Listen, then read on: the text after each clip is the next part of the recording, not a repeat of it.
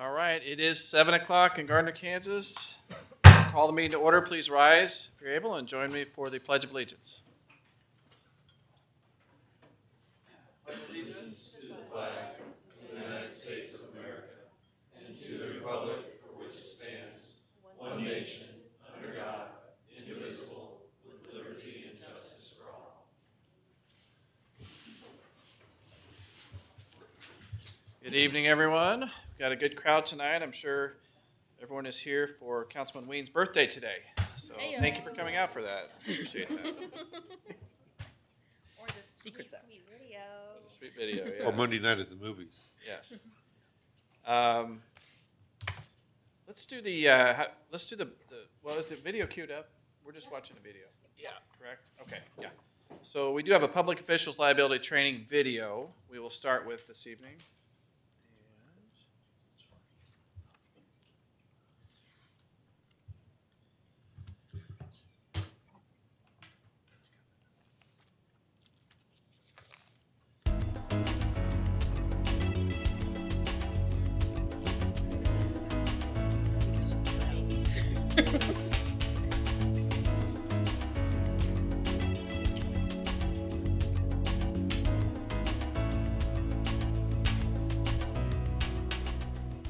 Oh, hello, Dan. Congratulations on being elected as a council member. Thanks, Mayor.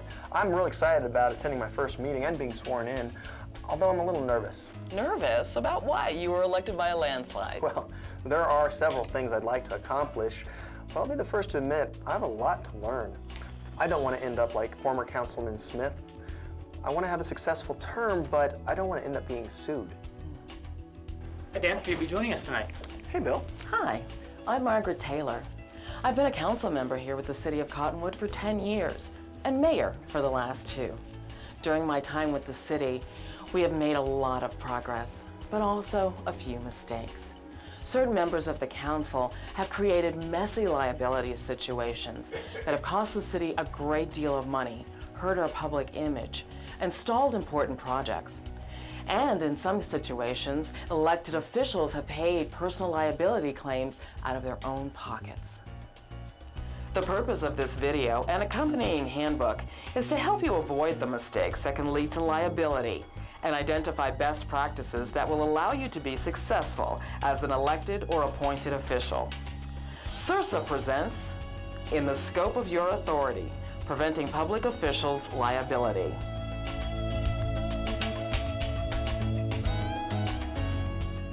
That's a lot of good information. Well, thanks, Bill. I'll see you tonight. All right. Oh, Mayor, do you have a few minutes to discuss some of those past mistakes? Sure, Dan, come on in. Thanks. Have a seat. Thank you. You referred to Councilmember Patrick Smith.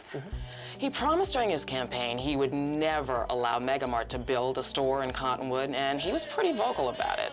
Stay away, Megamart! Stay away, Megamart!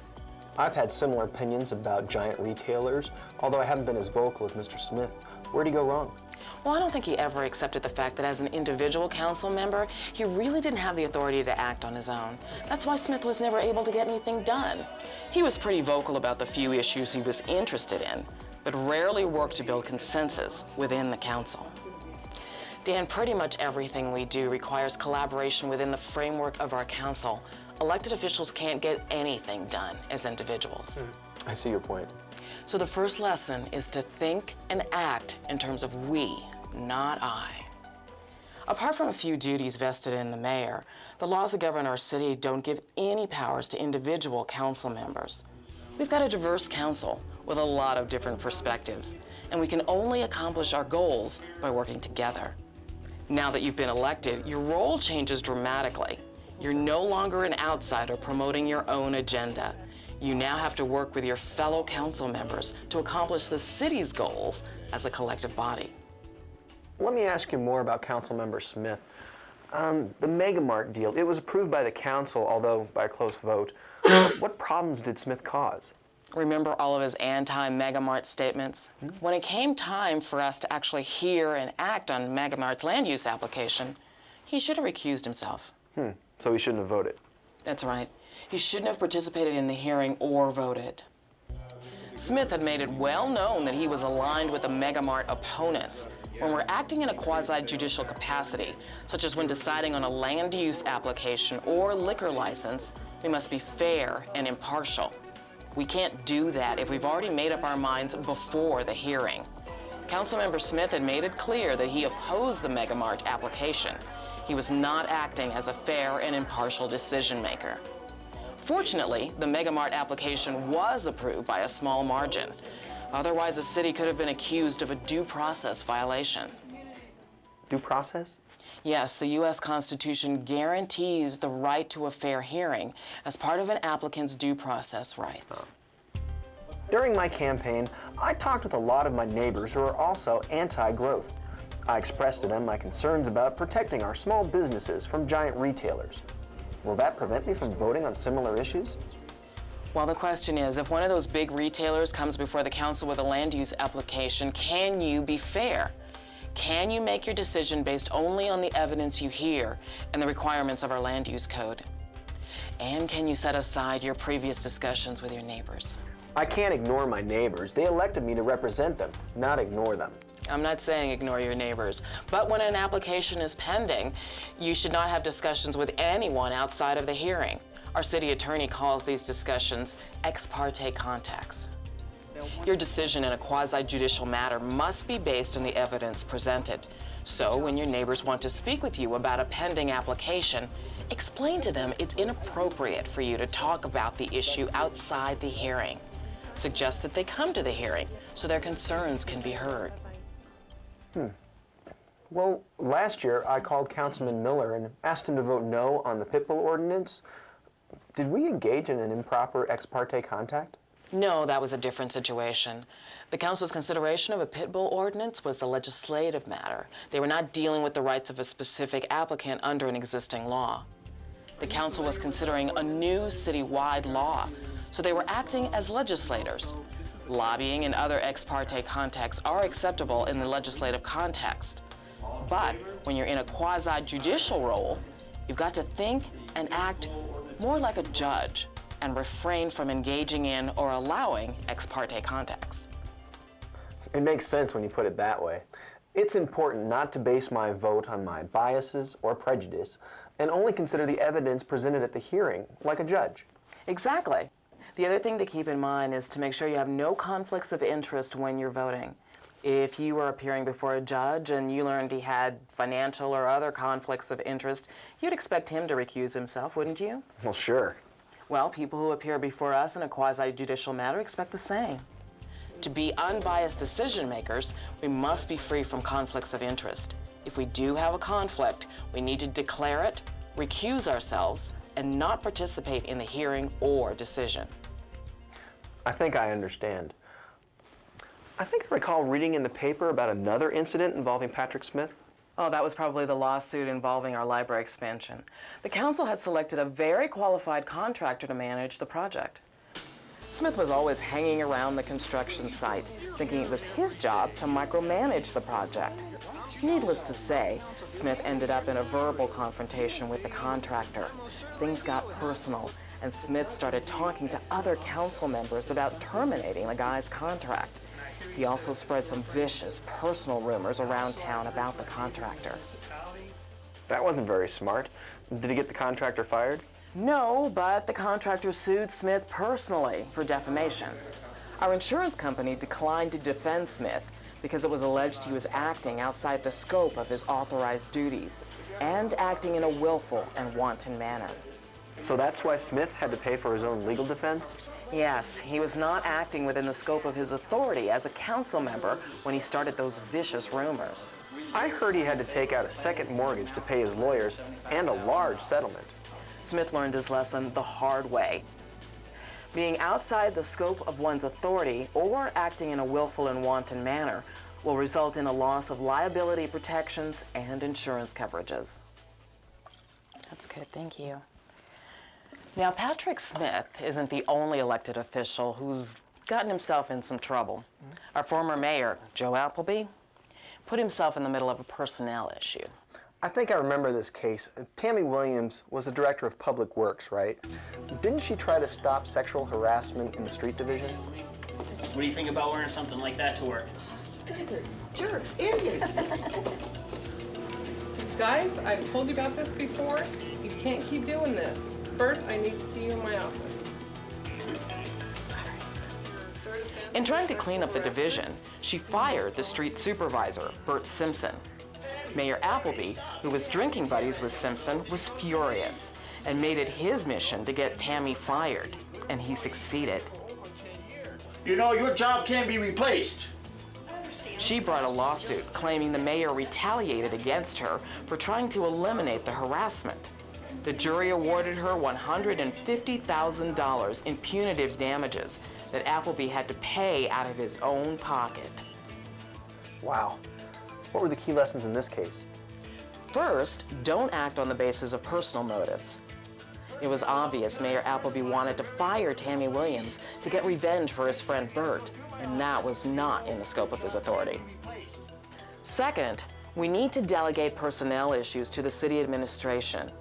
The council shouldn't be dealing with individual employees other than those who report directly to the council, like our city administrator. We should be focusing on the major legislative and quasi-judicial issues and leave administrative matters to staff. And third, never retaliate against someone for exercising their legal rights. Not only is retaliation against the law, but these claims are among the most difficult and costly to defend. We also had another fallout from the Appleby litigation. The press learned during the trial that Appleby was telling a lot of inappropriate jokes, and he was emailing them to the entire council. So the media demanded to see all of the council's emails over several years. Our city sure looked bad after the press got a hold of those. Whoa, I didn't realize emails were considered public records. Sure. While there are narrow grounds for not releasing them under some circumstances, the basic rule is that emails may be public documents that anyone can review. If you don't want something splashed on the front page of the newspaper, we need to keep it out of our emails. At least we're not the only city making these mistakes. Remember the scandal involving Councilman Arnold over in Clarksville after he got stopped for speeding? Yes, he was caught on television yelling at the police officer for stopping him. I cringed when he shouted at the officer, "Don't you know who I am?" Talk about an abuse of power. Yeah. And that brings me to perhaps the most important lesson. As elected and appointed officials, we must use our powers wisely and with civility. To misuse our position is absolutely improper and is not within the scope of our authority. We shouldn't try to put ourselves above the law or try to get some sort of special privilege because of our position. Explain what you mean by acting with civility. Well, as elected officials, we're perceived as holding the most powerful positions in the city. Because of that perception, our words carry a lot of weight. A harsh or ill-considered comment from any of us, especially if made public, can be extremely harmful to our employees' morale, as well as our public image. I once heard Appleby refer to our female employees as the staff hotties. It was embarrassing. Also, we should not participate in or encourage staff bashing in public meetings.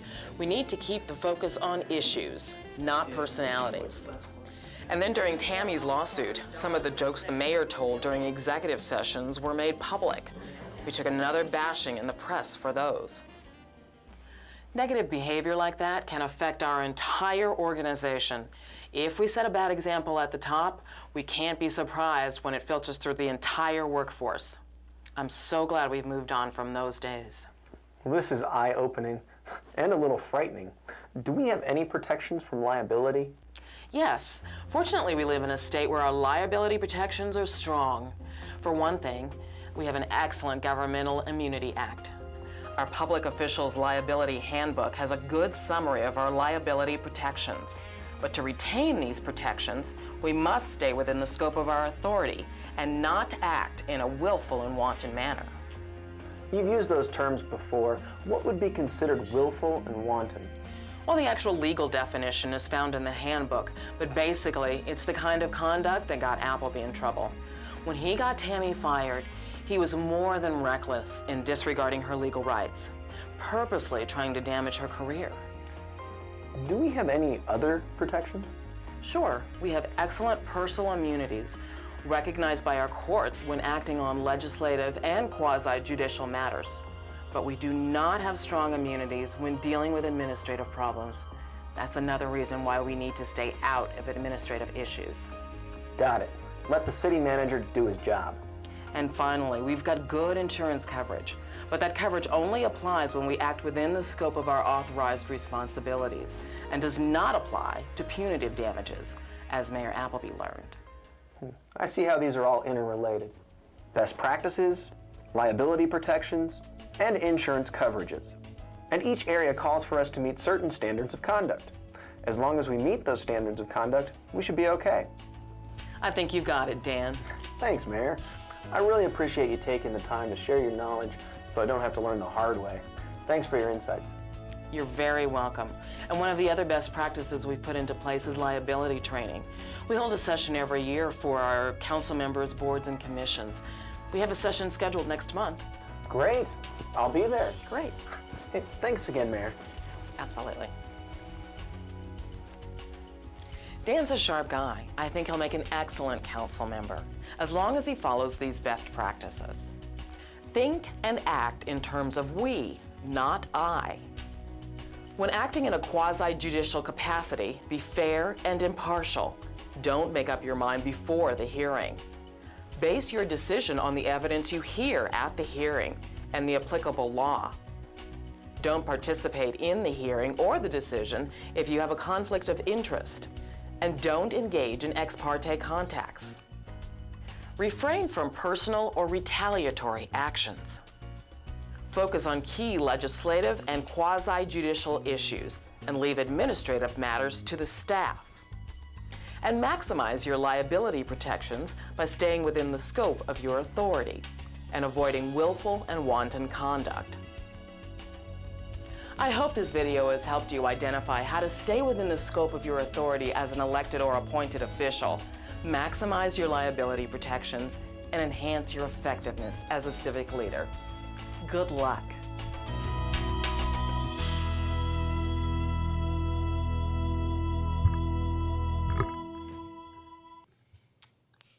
So that's the video. I understand it's dated. A lot of you have seen it several times. But the key principles in the video still stand true. Some Kansas-specific concepts that are touched on in the video. When sitting in a quasi-judicial capacity, that this video says there's just a prohibition on ex parte contacts. That certainly makes it a lot easier to defend, and that would probably be our preference. But we certainly understand that there are stakeholders out there in the community who are going to reach out to you. And so, for example, there's a case that came down 10, 15 years ago that says, like on planning and zoning applications, if you do have ex parte contacts, you aren't violating someone's due process rights if you make it known that you had those contacts as part of the hearing. So if you receive communications from proponents or opponents, when that planning and zoning application comes up before you, you might give the clerk a heads up that you have a declaration that you would like to make known on the public record as to ex parte contacts. And it can be as simple as, I've had numerous contacts from proponents, or I've had numerous contacts from opponents. That generally is considered to be in compliance.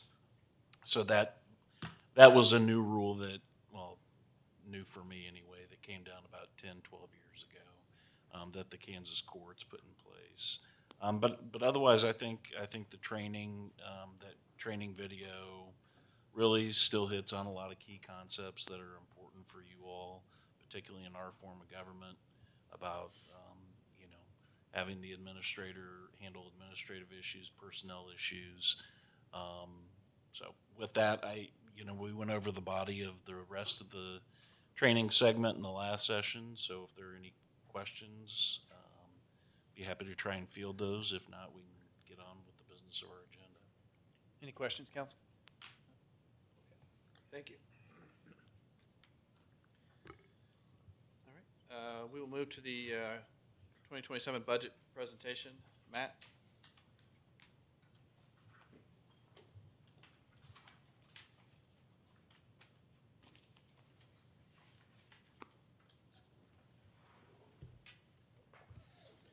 Good evening, Mayor, Council.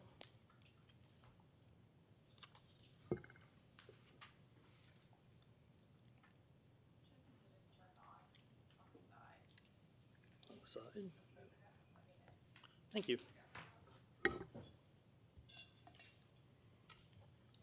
Tonight's budget presentation can be broken down into the four components. First, we'll go over the budget process, very quick financial update, then into budget highlights, and then next steps. So this slide shows the budget process. We kicked off the budget on March 2nd for the year-end financial annual report. Then on April 6th, we had outside agency requests and also the capital improvement program project requests. On June 1st, tonight, we're going over what we call budget highlights. This focuses more on the operating budget side and looks at what are the kind of major changes that we've seen year to year in budget or some of the cost drivers. Then on June 15th, we'll have a more detailed discussion on the mill levy. Then on July 6th, consideration of a resolution to exceed the revenue neutral rate and setting a public hearing. Then on September 8th, that's when the 2027 budget and revenue neutral rate hearings occur.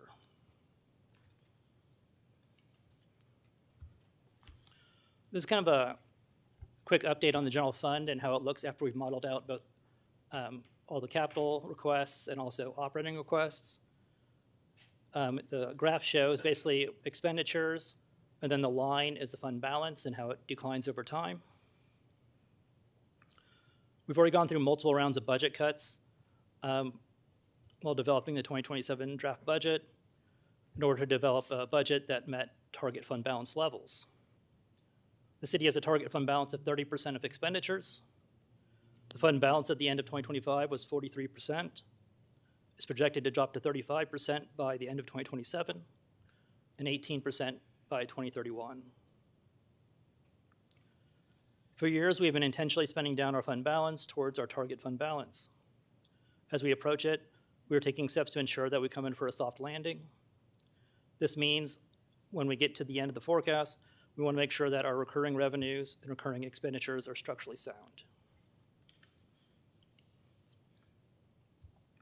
Some of the budget challenges we faced. Health insurance costs significantly for 2026 plan year.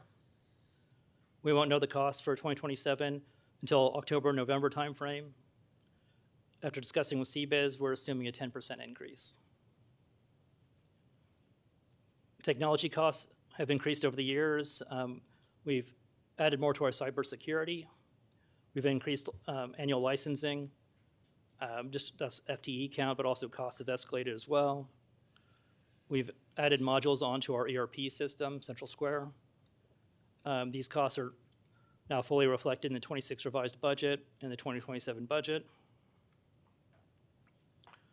Our vehicles and equipment replacement annual projections have gone up. We developed the VERF kind of schedule based on replacement costs. And we had a small escalator of 2% each year. After the pandemic, the price of vehicles and equipment have increased considerably. So we went back and looked at basically we determined transfers and how much we need each year and updated the replacement costs with more recent numbers based on the last couple of years. And it's increased the need basically for a higher budget for replacing vehicles and equipment. The general fund ended last year better than anticipated. A fund balance that was 43% of annual expenditures. We had very strong one-time development revenues. We're off to a great start so far this year as well. That's all good news, but one thing we want to be mindful of is becoming too dependent on one-time revenues. Revenues like building permits and inspection fees look like they're just recurring in nature, but they can go from several years of great revenue to zero the next year. So we need to be mindful while we develop this budget and future budgets that we're not adding on recurring expenditures that are backed by one-time revenues.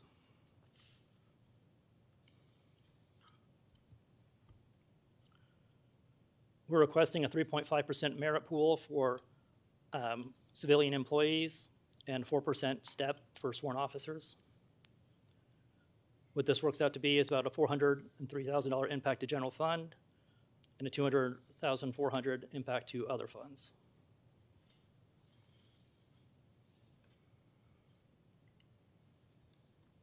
We're requesting one new FTE, a street maintenance worker.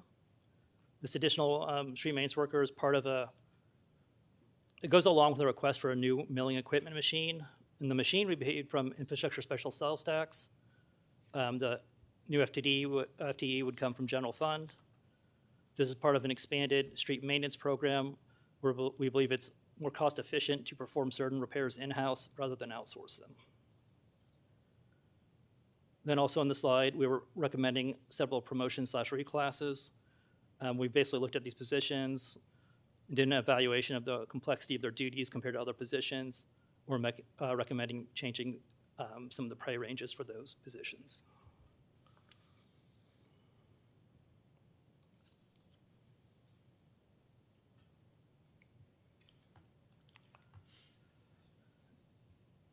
So some budget highlights for the 2026 revised budget. Public Works is requesting an additional tandem dump truck with a plow spreader. The larger capacity truck will reduce the number of trips needed to transport materials, which is increasingly important as the city continues to grow and maintain additional lane miles of roadway. Public Works has also requested new Kenwood radios.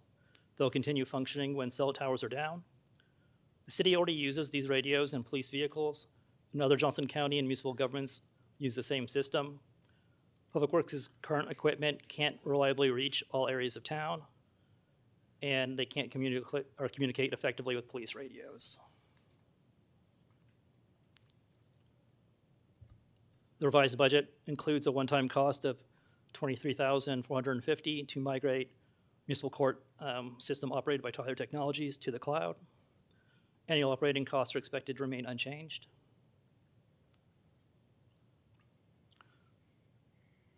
The budget also includes $30,000 for the Peregrine platform for a police department. This technology is CJIS compliant, web-based law enforcement analytics platform that integrates data from multiple police systems into a single searchable environment. The platform consolidates CAD, RMS, Axon evidence, and digit ticket data into one system accessible from patrol vehicles, desktops, laptops, and mobile devices. The revised 2026 budget also, the IT services fund increased approximately about $153,000. A significant portion of this increase is funded through internal service charges to the general fund. That's why it's listed here. The estimated $107,000 reflects added costs for cybersecurity, expanded ERP functionality, increased software licensing fees associated with FTEs and just escalations that are built into contracts.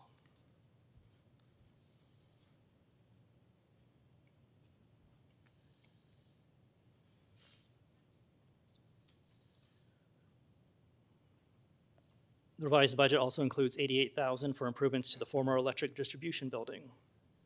The city plans to relocate parks maintenance and fleet services into that facility.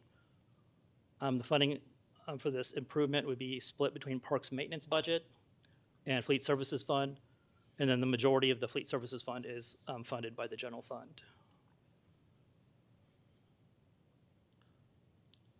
An additional $55,500 is included for a pool and pump repairs at Gardner Aquatic Center. The budget also includes approximately $78,000 in increased costs for Public Works on-call inspection services. These expenses include on-call traffic engineering, on-call stormwater services, stormwater inspections, and inspections of aging traffic signal equipment. Most of these costs are driven by just development activity.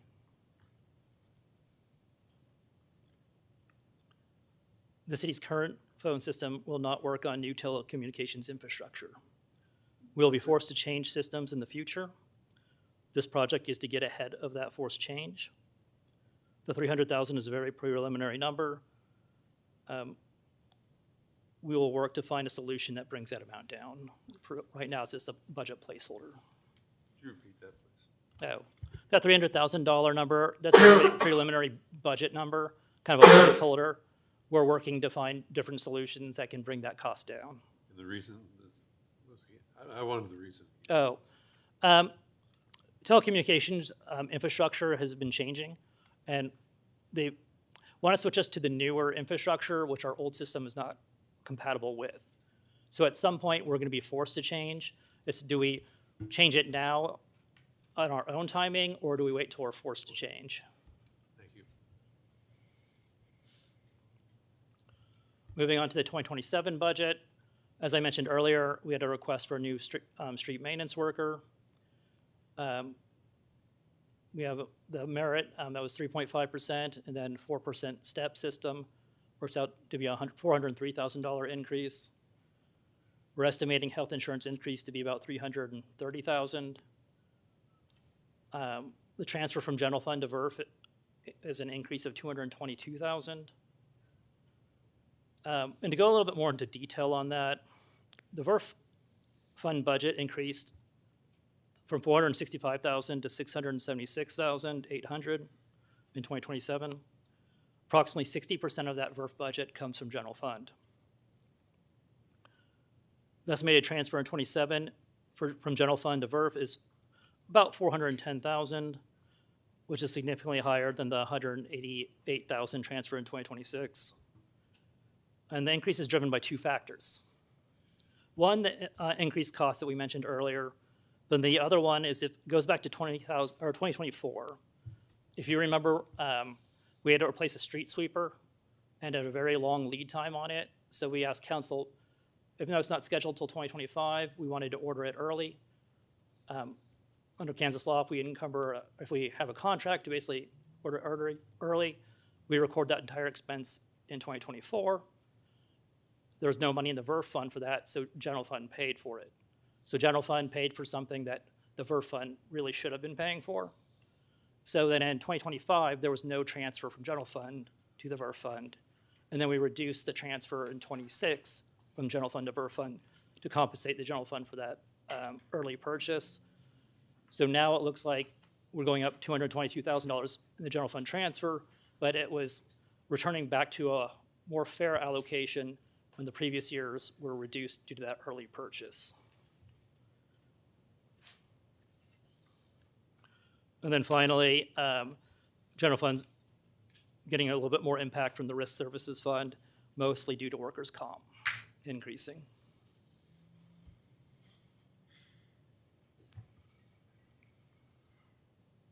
Some other budget highlights from other funds.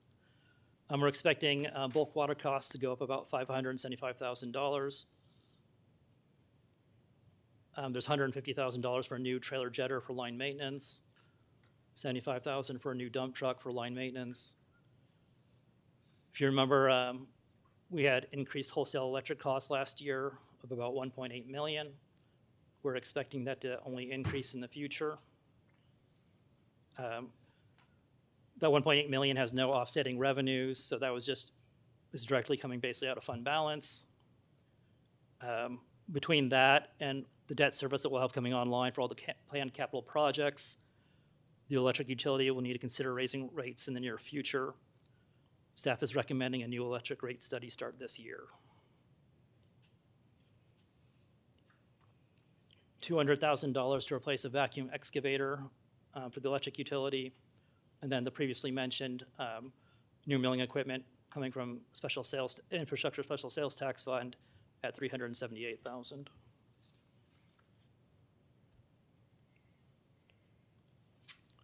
The next steps, I'm looking for direction from council on the budget highlights we discussed already, or if there's any other kind of budget items that you want to talk about in the future, please let me know. Then on June 15th at the next meeting, we'll have a more focused discussion on the mill levy. And after that, it kind of depends on council's direction on how the rest of the budget moves along. But right now, July 6th would be the R&R discussion. And then September 8th, we'd be looking for approval on the budget and R&R. Thank you, Matt. Council, did you have any questions this evening? No? Okay. Thank you, Matt.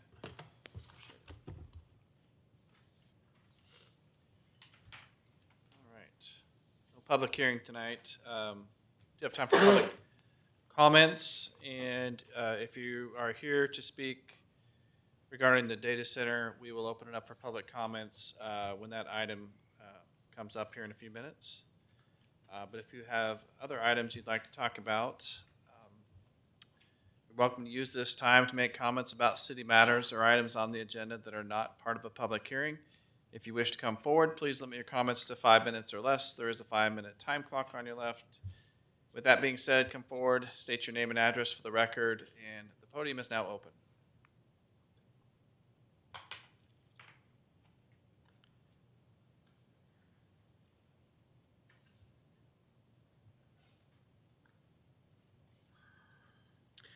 Good evening, Mayor and Council. Thank you all for your service. It's appreciated by myself and I think everybody in the room. In the City of Gardner, I think you do a very nice job. You have some tough decisions ahead as we continue to grow. I've stood before you. I'm sorry, can you say your name and address? Oh, I'm sorry, That's Frank okay. Bannister, 19815 South Gardner Road, Gardner, Kansas. I've stood before you numerous times complaining, so I try not to be a complainer, but the intermodal trucks continue to go down Gardner Road. I live on Gardner Road, so I see them every day. And I did a count, a literal count, and projected that out for a year. And I gave those numbers to the previous police chief, and I came up with a figure: 4,000 trucks went down Gardner Road in 2025. I asked the chief how many tickets had been written for those specifically stopping intermodal trucks. She said 60. And that is I just told her, I thought, well, that's a very, very low count. In my opinion, intermodal trucks going down Gardner Road are not a very high priority, just based on the data. And I know that our police officers can't be everywhere all the time, but I live out there and I see them, how often they come down Gardner Road and go on 199th is not very often. And yet trucks just stream up and down there. Now the exits that are closed right now at the bridge construction project, that has diminished some of the trucks, but there is no doubt in my mind as soon as the bridge is completed, that traffic flow is going to start again. I have asked Johnson County a couple times. I have asked Gardner numerous times to please try to address this in some way. I suggested to the previous chief, if you just put an officer out there and do a sting operation at random and start giving a lot more tickets, the trucks would stop because they talk to each other. And I've noticed that when one truck comes down, if a police car is anywhere in the neighborhood, I don't see any more trucks until that police car is gone. Then I see the trucks again. So they talk to each other. But somehow we need to, I think, increase the enforcement and have some sort of plan to address this. It's a real issue. I spoke to the wife of the man that was killed on the motorcycle a couple months ago at the exit there at Culver's when you come out and go south on Gardner Road, and there was a motorcycle accident there. And of course she's all about right now. The trucks they come out by Culver's and make a right, and they're going over the sidewalk and in the grass, and then tearing up the grass and the sidewalk and knock down her memorial to her husband. And so I told her that I would be here tonight and mention, I think, I don't expect you all to take action to prevent this from happening. I might suggest to her that she move her memorial back but anyway, I think if there could be a sign there at Culver's to not let trucks exit, come out of there, make a right-hand turn, or just don't even exit, go up to the light, the next light north would solve that issue. They can make a turn into Culver's if they're headed north, but they cannot make that turn, and they're going way over on the sidewalk, and it's creating a mess. I don't know if y'all have seen the mud and the mess. I'm assuming you have, but it is a mess, and that probably ought to be addressed at some point. So thank you very much. Thank you, Ms. Bannister.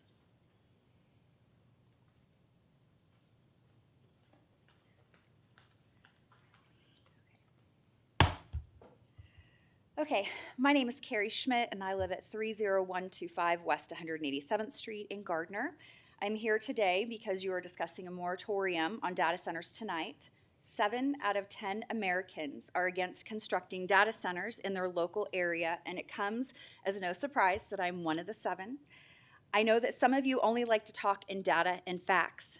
Actually, I've been told by one of you that City Council doesn't deal with social issues and solely focuses on data and facts. I've also heard that someone wants to postpone the discussion on a moratorium at least 30 days tonight because they want to research and find data on what a moratorium does to a city. Well, there is no real study on that. How do you study a pause, a timeout? You can't. However, the work that is done by city staff during the moratorium would create data for you. That data created during the moratorium would then help define data centers in the city codes. The city cannot continue to work under an interpretation of the code. So if you vote against a moratorium or you table the discussion to a different day because you need time to research the effects of a pause, you are actually voting or delaying the city coming up with data. I am sorry, but respectfully, that makes no sense to me. You want data, then vote in favor. Sorry, it skipped. Then vote in favor of a moratorium. In my opinion, voting against the moratorium is a vote against data and facts, period. I am kindly asking those of you who prefer to think in terms of numbers, try to get out of your comfort zone during your discussion tonight. This isn't just a black or white issue. You are dealing with people in your community who have major concerns. If you are worried that businesses will leave Gardner if you vote in favor of a moratorium, then you are focusing on the wrong thing. You are putting money over the health and well-being of your neighbors. A moratorium is a common planning tool cities use to manage growth and responsibility. Hitting the pause button to address immediate challenges within our zoning codes and environmental standards would allow Gardner to have a better long-term outcome. Let those businesses go who are threatening to leave because the city wants to make good, well-thought-out decisions. Remember, businesses cannot vote for you. People in your community can vote for you, and the people do not want a data center built within Gardner city limits. I can pretty much guarantee that if you vote against a moratorium tonight, then you're probably, maybe, possibly going to lose your seat when it comes to re-election. That's not a threat. I'm just your wake-up call. Residents in Gardner want a moratorium on data centers so we don't have to worry when the next hyperscale data center is going to come, try to come to town and railroad the city because you don't have any definitions or specific codes for data centers. This is common sense. It is my understanding that Gardner is a residential and retail community and not an industrial community. We may have some industrial, but that is because we made a deal with Olathe to de-annex land and they came to Gardner. We are surrounded by industrial businesses here, and if you haven't noticed, Gardner is not equipped with any brown sites for hyperscale data centers to go. Did you know that cities can define data centers within the zoning code and clarify that data centers are not listed for permitted or conditional use within the city? City Council members, I am formally requesting that during your moratorium discussion, you direct staff to amend the zoning code to 1, create a formal definition of data center, and 2, specify that data centers are neither permitted uses nor conditional/special uses in any zoning district unless and until the code is later amended again. If you can prohibit nude strip clubs in Gardner, then you sure can prohibit these industrial-sized hyperscale data centers from our residential and retail communities. This is the most responsible way to move forward. Let Gardner be known for listening, caring, and protecting people's health, people's land, people's animals, people's air, and people's drinking water. Gardner could be the envy of Americans in other cities and states across the country, all because you listened to what your community was pleading for you to do. Please vote in favor of placing a moratorium on data centers in Gardner, as well as direct staff to come up with a definition within the zoning code that would prohibit data centers. That's all I have. Everything's in your hands now. Thank you.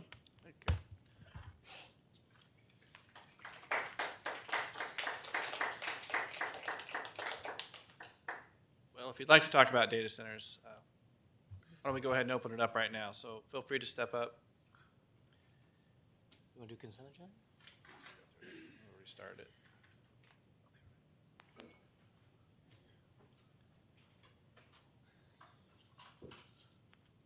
Frank Bannister, 19815 South Gardner Road, Gardner, Kansas. And I pretty much echo what the previous speaker said. I'll just share a little story. I attended the Edgerton Planning Commission meeting last month, where, as you know, they're dealing with the same question that several of our surrounding cities are dealing with. And so it came time for a vote, and they're voting on whether or not to approve, recommend moving forward with the data center. And the city attorney, before they took the vote, gave an instruction to the planning commission that, quite frankly, confused them to a point they didn't know how to vote, didn't even know how to make a recommendation. And they sat there for literally 20 minutes and didn't know what to do. And I felt sorry for the planning commission. But finally, they voted to table the issue. And one of the two reasons that they gave why they tabled, and I thought that was reasonable, is they had asked, once the public comments were over and they were discussing it among themselves, they asked the data center company, who was from Saudi Arabia, what will be the decibel level when the standby generators run for the temporary time that they run, because they have to be exercised, I think, monthly. They did not know that answer. So, in other words, they didn't know how much noise was going to be presented when these standby generators were running. The other question was, what happens, where will the water that is going to be refreshed in the cycling system, what happens to that water, because it's treated water and you can't untreat it to make it okay to dump into Bull Creek or go down to Hillsdale? They couldn't answer that. So when you all, I hope you vote in favor of the moratorium. When you get into the weeds and you start looking at definitions and ordinances, make sure that you require these data center companies to provide specifics on noise and light pollution, electricity consumption, water discharge, and things like that. And it's not okay if they tell you, well, we'll meet all existing codes. That's not good enough, because what happens is they go ahead and build a data center. They say they met the code, but they don't meet the code. So what are you going to do? That's a difficult thing. So build detail and specifics. If you vote on the moratorium, build detail and specifics in your criterion, and that will save some headaches later down the road. Thank you very much.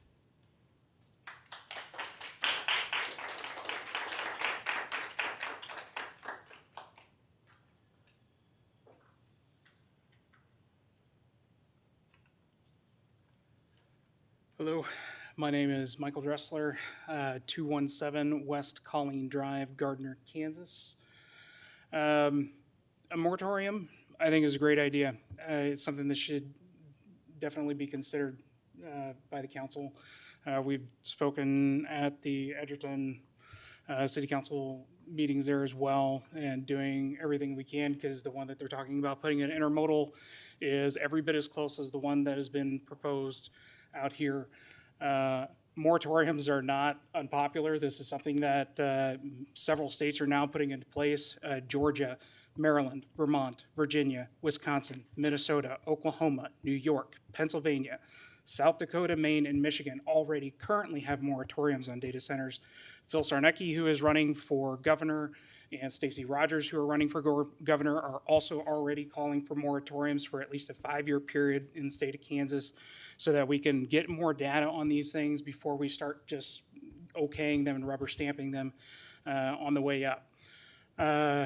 For additional just examples of moratoriums that have been put into place, St. Charles, Missouri has put in a moratorium on data centers for the next year. 3 counties in Indiana have suspended developments on them. Fulton County has enacted bans on data centers. DeKalb County in Georgia has also followed suit, as did Swain County in North Carolina, Ypsilanti in Michigan, plus 19 other communities in that state.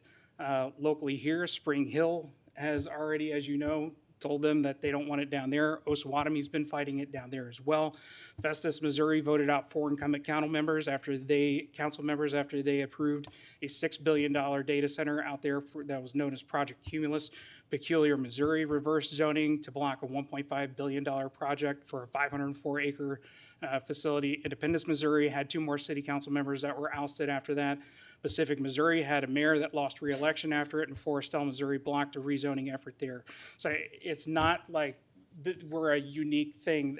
What we're asking for is just something that is, I think, being echoed across the country, and just something that it doesn't mean that it's like a never thing, but we just need more information. A moratorium would be a great way to just pause so that we can get more data, so that we have a better understanding of what these things do. A lot of these data centers are talking about closed loop systems, and the reality is that closed loop systems just do not exist. They have to do a blowdown for all of the water that is in those facilities. That water is treated with chemicals and biocides and other chemicals that are essentially forever chemicals. Once they get put back into the water system, the local treatment plants are not capable of getting those chemicals out of the water system. Once that goes down to Hillsdale, then it's circulated throughout the rest of the county. Hillsdale, as you know, the watershed for that services 144,000 square acres in parts of 4 counties. So it's not just a minute little thing. This is something that's fairly significant. It will affect all of our drinking water. It will affect the well water for all the local, farmers and things like that, which obviously was going to affect their cattle, their livestock and crops and things like that. I don't think that that's something that we should be putting on any of the crops and local, and putting into our local live stock and things like that.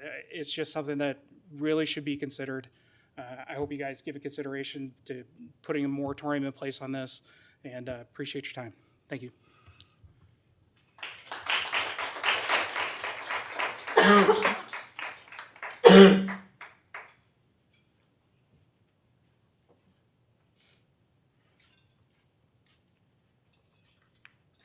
Good evening, Council. I'm Kristen Schultz, 32335 West 166th Street. First, I'd like to thank again Council Members Ween and Johnson for stepping up early on and hosting an informational meeting for the community. Creating space and public discussion shows real leadership, and I know many residents appreciated having an opportunity to ask questions and feel heard. Because ultimately, that's what most people want, right? To be seen and heard and to know their voices mattered in the process. We elect leaders to speak for the community, not at the community. I understand the pressure that comes with public service. I've been there myself. And sometimes elected officials are required to make difficult or even unpopular decisions. That responsibility comes with the leadership role. What's unfortunate is that we are here now reacting to decisions that were already made at the state level through the approval of tax incentives that helped attract these projects here in the first place. Now our community is left trying to fully understand the long-term impact after the fact. I also understand that some members of this council may still carry the weight of opportunities past leadership chose not to pursue, like the intermodal project, and the feeling that Gardner missed out on economic benefits because of it. That concern is valid, but this decision should not be made out of fear of repeating the past or pressure to make up for previous choices. Every project deserves to be evaluated on its own merits, risk, and long-term impact on the people who live here now. Unlike the state, you still have both the time and opportunity to slow this process down and carefully evaluate whether a data center is truly a safe, responsible, and worthwhile addition to the community. Nothing is preventing this council from conducting its due diligence, listening carefully to residents, and ensuring that the public genuinely feels heard before moving forward. You have an opportunity to show the people that public input still matters and that growth does not have to come at the expense of trust. For what it's worth, I support tax incentives when projects genuinely invest back into the community. I support union jobs, economic development, and responsible growth. but projects of this scale should earn the trust of the people who will be most directly affected by them. That is why I'm asking this council to adopt at minimum a 24-month moratorium on new data center approvals while the community, excuse me, experts and local leadership fully evaluate the long-term impacts, infrastructure demands, environmental concerns, energy and water usage, emergency preparedness, and overall compatibility with Gardner's long-term vision. A moratorium is not an obstruction. It's not fear-mongering. It is responsible governance. It's taking the necessary time to gather information, ask difficult questions, and make thoughtful decisions before committing this community to something that can shape it for decades. Thank you.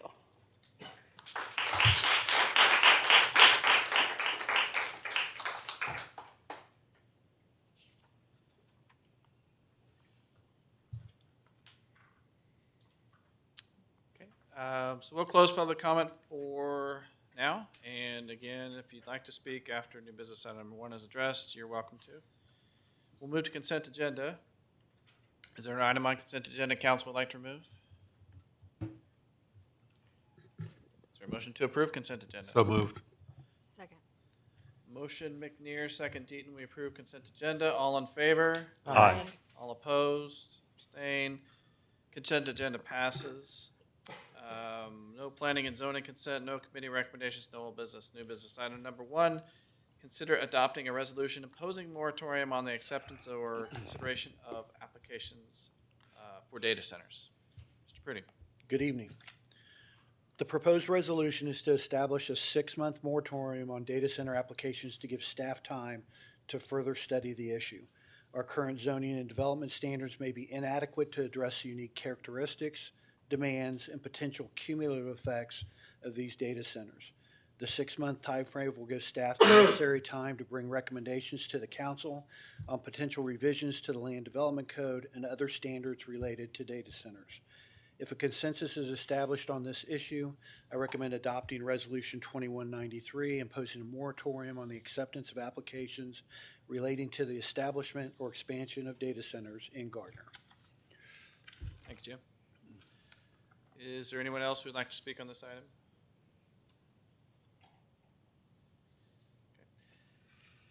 Okay. Council.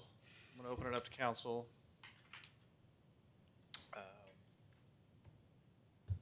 Council President, do you want to go first? I want to go. No, I'll go last. You go last, okay. I'll say a few things. Regarding the data centers, obviously there's a lot of information out there, and about 6 weeks ago, I actually went out and drove to some of the hyperscale data centers to actually physically be in front of them and see them, what they were like. So I went to about 4 different data centers, North Kansas City, Omaha, and Iowa area. And they're big, they're very big. But as I walked around, I couldn't hear anything. Most of them were surrounded by berms. You couldn't really see too much. The only one I did hear, was when I went to the front of the gate and got out to take some pictures and was approached by security. They didn't appreciate that. But, and so as I was standing there waiting for them to go through all my credentials, find out who I was, I could hear some humming coming directly down the line between berms from one particular building. So there was some. It was daylight, so I don't know what the light factor was, and obviously I don't know, the pollution. I wasn't there measuring that, but from just appearance-wise, I would say they didn't look anything different than the logistics that we have surrounding us currently. But again, that doesn't eliminate legitimate concerns, but I think it reinforces the importance of evaluating the data centers based on facts and not, assumptions. And I would encourage everyone, if you get the chance, to go up there and tour some of these. I think, we've talked a lot about the negative effects of the data centers. We haven't really had the opportunity or the chance to discuss any positives for the community. And obviously one of the big positives is going to be the financial aspect. And, we talk about incentives or not incentives, but even with some incentives, these potentially have potential for millions and millions and millions of dollars in revenue. It's not just hundreds of thousands, it's millions of dollars. I mean, it's on our budget today, you know, you look at our budget, I mean, it's a significant portion of our budget. But money's not, of course, the only important thing. And also, not so much a benefit, but I think we also need to be cognizant, and I think Ms. Schultz mentioned, you know, things we've done in the past that didn't work out well. And I was kind of dating myself, but I was on the council during the intermodal, and you know, there was a lot of outcry against it, or not a lot. There was outcry against the intermodal, and what I felt like we did was we stuck our head in the sand and hoped it would go away, and it obviously didn't. My support was there for the intermodal at the time, and I was outvoted, and obviously you see it's in the same place, and it's under educated control now. So I think, you know, we have to be cognizant that if we establish a moratorium or if we say no for 24 months or however long it is, that does not stop any city around us or any community around us from building, and we have the same problems without any control. But again, I know data centers provide many unique considerations. There's a lot of opposition. I don't want to rush anything, and I don't want to put citizens in any kind of harm. I know you guys are going to discuss moratoriums on here. Personally, though, I think, you know, if it's something we did go with, I would think 6 months is plenty of time. And during that time, I don't want to just say, no, we're not going to do data centers. But I would like us to direct staff specifically on I know we're going to look at the land code, but specifically on what items we need to see, what's important economically, development standards, community compatibility, but most importantly, environmental, at least for me, environmental impacts. Sound, light, pollution, all those things. I think they can be mitigated. I think there's ways to do it, but I'd like to know what direction we should go to find that out. If we're going to have studies done, I think the developers should pay for those studies. But I'd like to know at least what we should require if we're going to go that route. And then if we do, how do we monitor that? How do they monitor that? What kind of third-party monitoring? And then if we find that there's issues after they've built or while they're built, what kind of enforcement procedures can we establish? Now, I think we could do that with or without a moratorium, and I think that could be done in a relatively quick amount of time, just to get a general idea of what we would expect, I guess, if a data center came. So I'm going to turn it over to the rest of the council. You guys can discuss this, but I know there's a lot of important information out there. So, Oh, you look like you got I do. I have questions and I'm trying not to cough, so forgive that's me. fine. Yeah. Sorry. Excuse me. We can go. It's okay. I just, ready? yeah, I Okay. just needed to cough. I have some questions. I've heard from several people. This time I've only heard from people in support of a moratorium. I have not heard anything from residents who think that we should just not.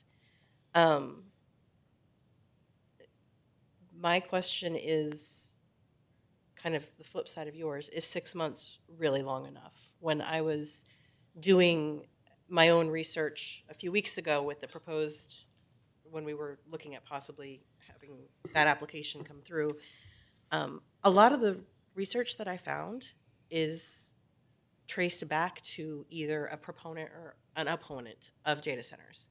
I found very little, I don't think I found any, that's just peer-reviewed neutral research. And so because of that, I think I would hesitate to say, yes, let's move ahead with, not having a moratorium, because I think we need that neutral peer-reviewed research to be able to tell us what long-term effects might be. This particular area of technology is changing very, very quickly.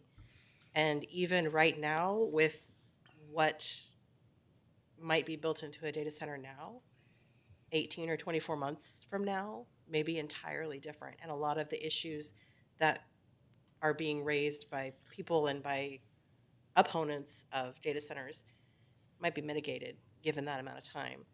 I don't know if 6 months is long enough to find neutral peer-reviewed research, because these data centers are growing so quickly and coming in so fast. So did you have something you Yeah, wanted that to- wasn't, that's not a random time period, and Ryan can explain why we landed on 6 months. Okay. So the case law on moratoriums, there's U.S. Supreme Court case law, and then there's some Kansas Supreme Court case law talking about moratoriums. And what they generally say is that you can only have them in place, in this case, long enough for you to study and implement whatever it is you're studying, and to get appropriate regulations in place. If you go longer, like people are talking about 18 to 24 months, in my opinion, you're just trying to prohibit development at that point. That's beyond the pale, further than is necessary to study this issue, because like what you're saying, technology changes, but that's not what we're doing here. We're looking at a proposed use as it currently exists and trying to develop regulations in 6 months from now as compared to if somebody filed a regulation, or pardon me, an application today, what we would want in place. We're not projecting what technology is going to do in 5 years. We're just hitting the brakes for any applications of the use as it exists today, and what we can do to put in place appropriate land use regulations. I think 6 months is, to me, an appropriate place to start. The cases that have, one case involved a wind farm. They were very controversial when they first came out in Wabunsee County. They had put a moratorium in place, and the staff studied them for a while. They needed some more time, so they would tack on a few more months to do some more study. So this doesn't say, hey, if we get into this knee deep and we figure out we do need more time, we can't go get it. But the flip side of that is, if you adopt a moratorium that really isn't just geared towards studying the issue and trying to adopt appropriate land use regulations, what you're really doing is trying to prevent development, then you have a constitutional taking claim. And that could subject the city to paying out monetary damages for taking somebody's property rights.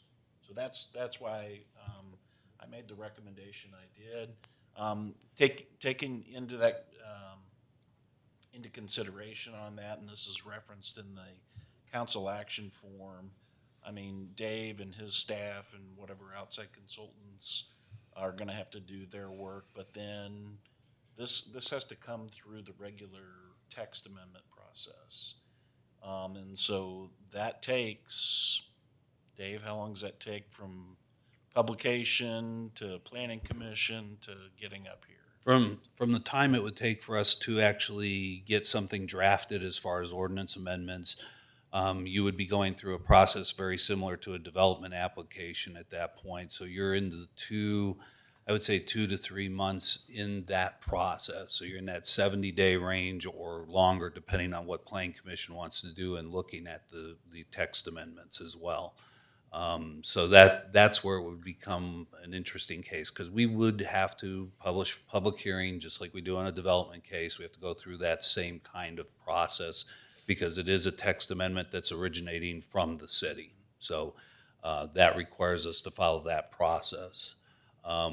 Within that process, as Ryan indicated, if we had to go to outside consultation or something like that, there would have to be a discussion regarding where budget comes from, how we do that, who we're looking for, and the expertise that we'd be looking for on those things. So that could add time too, even in this first 6 months. That answers my next question then, which was just going to be, 6 months to me just seems like really fast, because I look at, I was sworn in December and it's already June, and I feel like that was just a week ago. So I know 6 months can fly, but as long as we have that option to come back if we're knee deep in it and we're like, we're not quite ready to make that Absolutely. yet, we can extend for whatever time city staff feels like they would need to be able to present good information, then that's fine. Yeah, in fact, the case that went up to the Kansas Supreme Court, the Wabaunsee County case, they extended 2 or 3 times. So that's perfectly within your purview. Again, I think if you put a time out there and say 18 to 24 months, that's, to me, I mean, we've rewritten land development codes in that time. And we're looking at an issue within the land development code. Any more, Kelly? No. I'll jump in next. Kim, I had a question for you. If we were looking at this as a moratorium, and maybe also Ryan, you as well, what are we really looking at here? Are we looking at nobody can put applications in during that timeline? Are we looking at ordinance changes, procedural changes? What are we looking at as far as what do we need the 6 months to be able to do? So it would be no applications, and we would look at some of the unique characteristics, the sound, the water usage, the electricity use, just things that we've heard from residents that they're most concerned with. Okay. And I think, I'm not sure who said it, but there's a lot of misinformation out there. So we would have to weed through everything and try to get, some verifiable information that we can bring back to council with some recommendations. Jim, as you know, I've done a lot of research on this in the last year. What I will say is this: there's a lot. You're right. There's a lot of misinformation and disinformation around this subject, and the things that I'm starting to understand is it could take 20 years before we know one way or the other whether it's harmful or not harmful. The only thing that right now with these centers the way they operate, we're not going to know the long-term effects of them until they've been around for 20 years, because we had nothing else to compare that to. Also, we started the evening this evening with a training video, and one of the people that one of the reasons the city got sued, the individual got sued, was not being able to deliver due process. And that having been said, we don't know what kind of incentives or what kind of things or what the other side of this looks like. And also, I've heard from a couple of business owners and players in town. And what I will tell you is this: in their minds, Gardner is looking pretty unreliable again. After Bill went away, after they withdrew, and we withdrew our incentives, we never did really get to understand what a development application or agreement would actually look like in the end. The whole process kind of stopped in the middle of the road, and we don't know for sure what's happened. What I am hearing, though, is that other communities very similar or very close to that site are looking at this, are looking at doing the very same thing. The high voltage lines don't move. The general area is attractive to them. And what I'm concerned about is our safety as a community, in that if we stop trying to make progress with this, and because because this one terminated, we didn't terminate, but because the situation for the application stopped, it doesn't mean that the developer of that data center wants to just hang it up and go somewhere else. What I'm very concerned about is I'm hearing rumblings that Olathe and other communities are entertaining that very same data center opportunity. And if you look at where Olathe has land and could do it, it dumps into the same watershed. It dumps into Bull Creek, which dumps into Hillsdale, which dumps into our water supply. And now, just like the intermodal, Todd, of 25 years ago, or 20 years ago, I'll be nicer. But my wife and I were residents in the area at that same time. What happened was, in the end, all the things that they said were negative things and all the bad things that could happen, did happen. The problem is, we have no control over that. We have no leverage on that, and we have no revenue from that. All we ended up with, in the end, was all the problems. That's also why Waverly Road, between 175th and the Intermodal, is not paved and will never be paved. Even if Gardner said, "Well, we'll pay for it 100%," Edgerton would say, "No, you ain't paving it." So we got to be very careful. When a process like that falls apart, because it could very easily. And Olathe, for example, has demonstrated to their citizens they don't care about any of it. They don't even care about their own citizens. They're going ahead with that cold storage thing right across from Nottingham.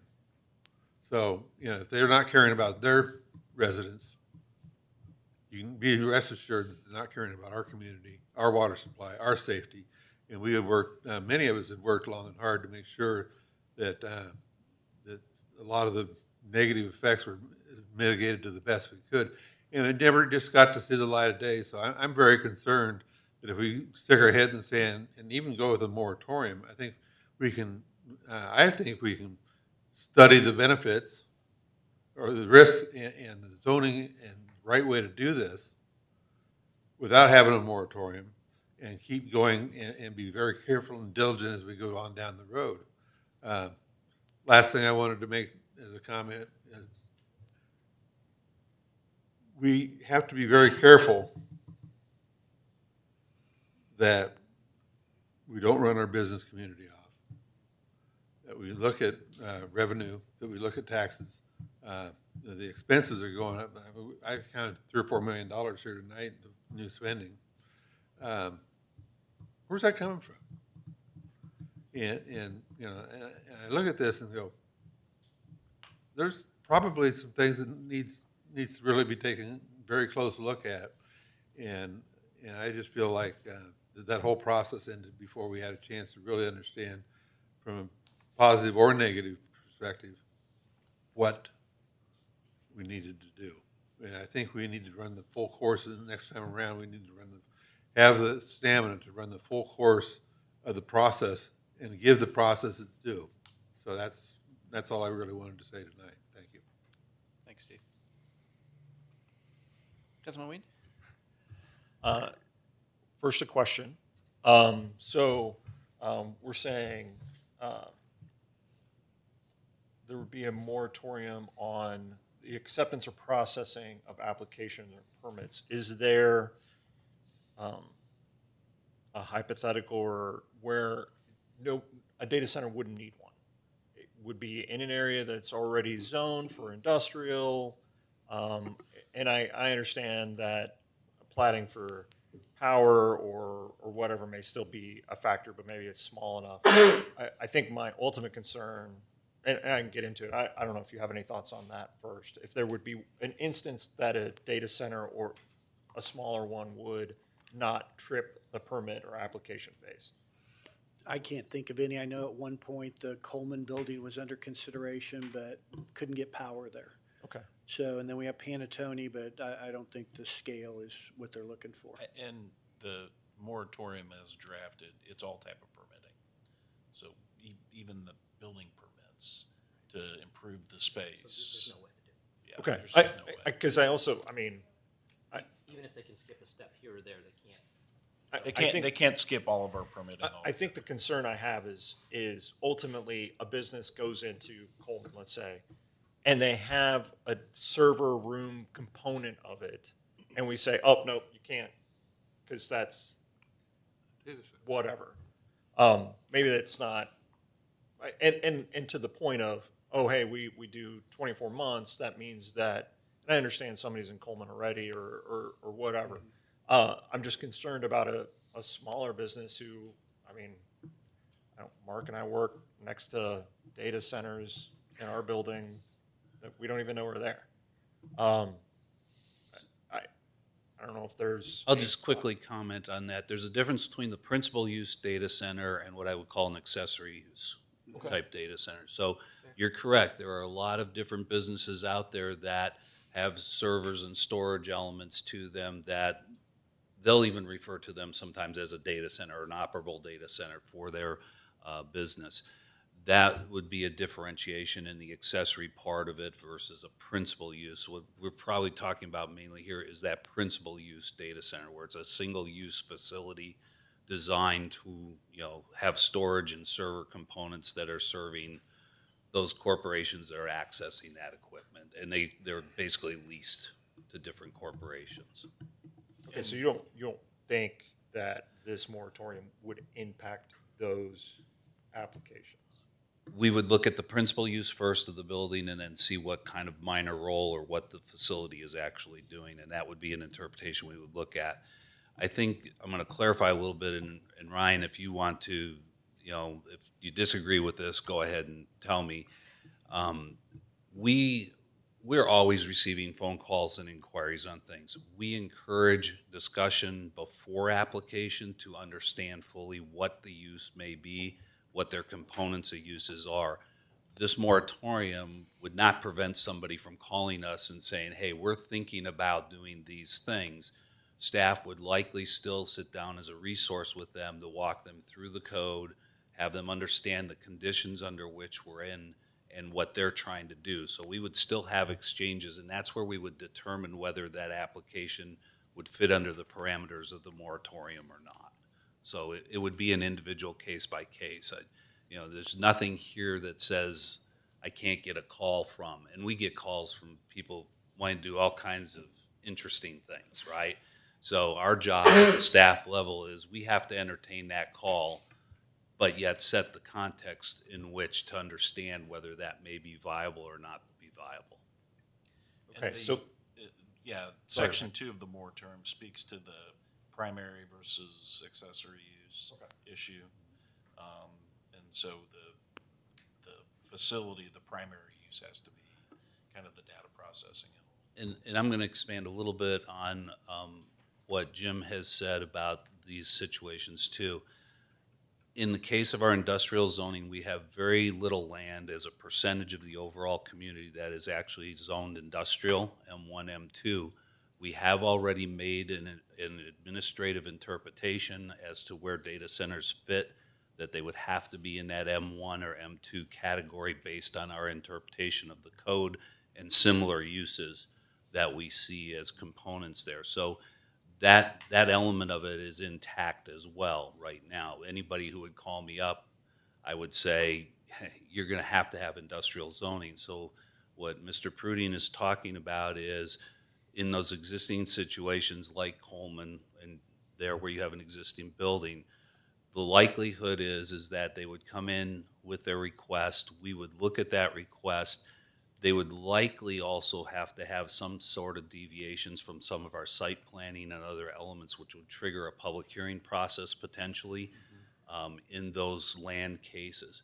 In the Panatone case where they do have some land, they already have a preliminary development plan, and I know Councilman Baldwin knows this because every once in a while we go through what does that mean. The current preliminary development plan is the regulatory plan for that. So if they came in with different building footprints, a different arrangement from what they had, sizes and scales that are greater percentage. I think the threshold's 15% or greater than what was there before. That triggers having to come in with a revised preliminary development plan. So it would go back through a public hearing process. So that land area in industrial as well as other things, I would agree with Mr. Pruding on it, that we have a situation here where it's not likely that something could happen as a principal data center use at the scales we've been talking about, where they would not have to go through some type of public review process and public hearing. So, Go ahead. no, so I think to all of that, and I thank you so much, Dave, for that. that it makes sense for us to arm city staff with this information, data, whatever you want to call it, so that we are working from the same sheet when those phone calls do come in and somebody does ask, what are we going to allow for? Well, we've asked those questions. We've taken it through the process and we've gotten comment, we've updated the land use, we've done everything that we feel like we need to do. And I guess I feel like this time period is a good use of that to let us know what we need to do. That's the comments that we've received.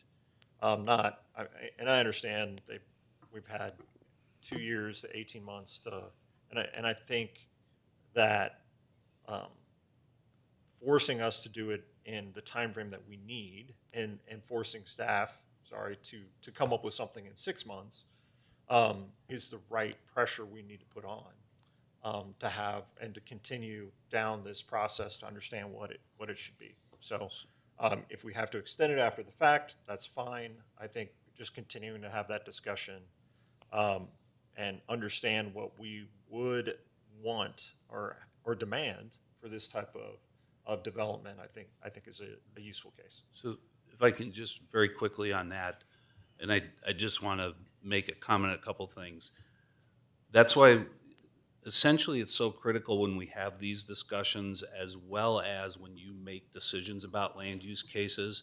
When we get those phone calls, that policy directive, those elements that you bring to the table as concerns, those are things that we convey in that process ahead of application as well. So we're trying to give them a read of the current feel of the community and its leadership so that that applicant can make a judgment as to whether they want to move forward or not move forward. So that's why these conversations and sometimes your decisions, when you disagree with staff, when we make a recommendation on a land use case and you go a different direction, similar to the short-term rental that we had not too long ago, right? Well, that feeds us for future applications. We let them know what your thoughts were. We let them know your decision-making because they're looking to understand how are you viewing these things at the decision maker's level. So that's what's critical in that element. So I just wanted to share that so that you understand. That's why staff, when we're listening to your discussions, even when it's an off-agenda item or it's a council updates, those concerns enter into our discussions usually that we have with applicants ahead of time. Can I ask another question real quick?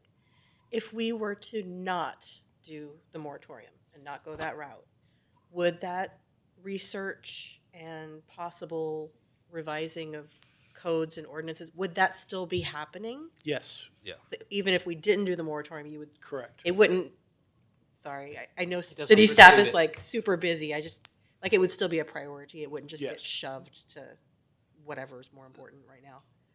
Correct. You have the opportunity, I'm sorry, cutting you off, but you have the opportunity to direct us without a moratorium. And if you want to put a timeline on that with that direction, that's fine too. So either way, Jim's absolutely right. We're going to follow that directive, whether the moratorium's there or not. I had a couple more things. I had misplaced some notes. If I could, please. One of the things that came up out of this discussion, I think was good to hear, is that not only should we be looking at things like data centers, first off, I don't know how much the general public knows. It's something I've just learned in the last year, that commercial, industrial, that kind of stuff has an assessment rate of 25%, roughly 2.5 times what a rooftop does, and much greater value per square foot of the use of the land.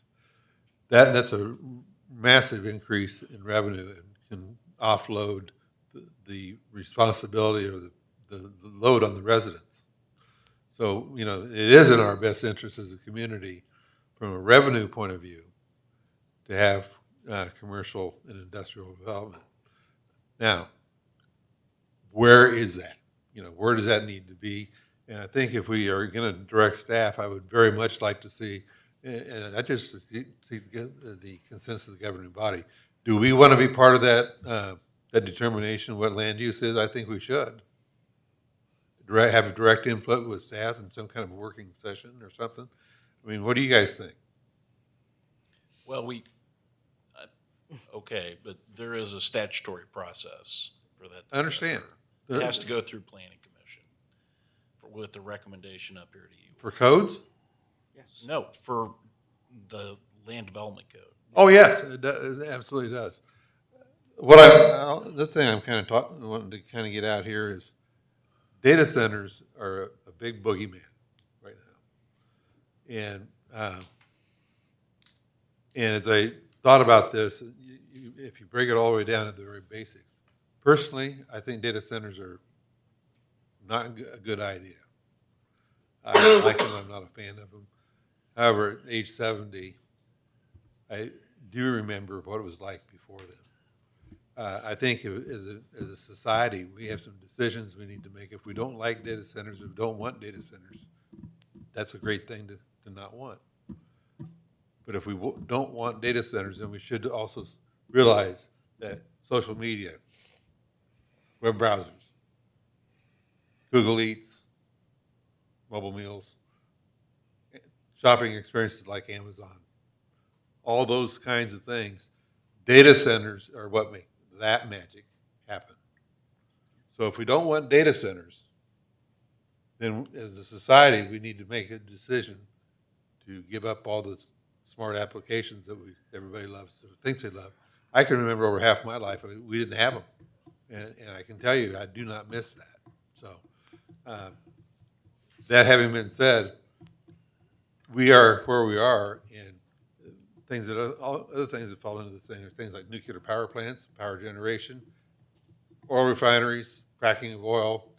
Everybody, these are all things that are necessary things to have in our society because of how we live. But nobody wants them in their immediate area. And I asked one person this week, so it just needs to be in the right area. Well, what is that right area? And what is the right area for all this stuff? I think those are things we could look at as we go through. Thank you. Council Vice President? So I know a lot of what we're looking at in the moratorium a lot of times gets covered in the development agreement. Can't hear. Is this any better? So a lot of what we're looking to cover in the moratorium already gets covered in the development agreement. And this isn't just industrial developments, but even neighborhoods. We require certain things, street studies, environmental studies, drainage studies, all sorts of things. And we, in the development agreements, can kind of mold those to each specific circumstance. If we were to write very specifics in our land development code, would that take away any of our flexibility when we're writing development agreements for particular projects that might have unique circumstances? Go ahead, Ryan. Let me just jump in. I mean, let me say this about what a moratorium does and doesn't do for you. A moratorium, if we don't have a moratorium, if somebody comes and files an application for a data center, we got to fit them in under our current code. What does that mean? Well, moratoriums, when they came in, everybody was doing, hey, you're just going to rezone to a specific district. Back then, almost nobody did plan zoning. Almost nobody did zoning with stipulations. That is the rule anymore. So any requirements that we want to put on it, no one's rezoning from an ag district to a straight M2 district, and they can do whatever they want to in an M2 district. Through this planning and zoning process, Dave's gonna do whatever studies he needs. And, quite honestly, the piece that if we put the moratorium in place versus we have an active application, with an active application, we're gonna have a funding agreement where the developer is going, and they don't get to tell us who to hire. We hire whoever we want, and they pay for it. We're going to have to do all this work on the city's own back here. And to be candid with you, I don't know that you're gaining anything. I mean, you're the legislators. You do what you want.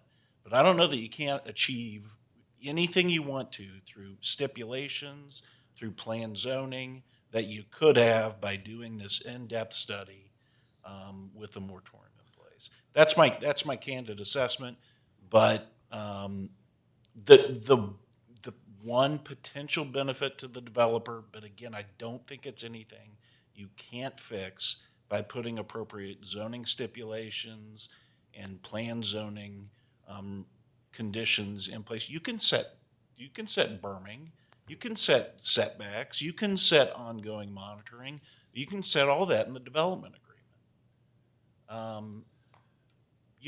Now we're going to go out and study and do it kind of in an unknown context, because we don't know the nature of what the next data center is going to be, whether it's air cooled or water cooled or whatever it may be.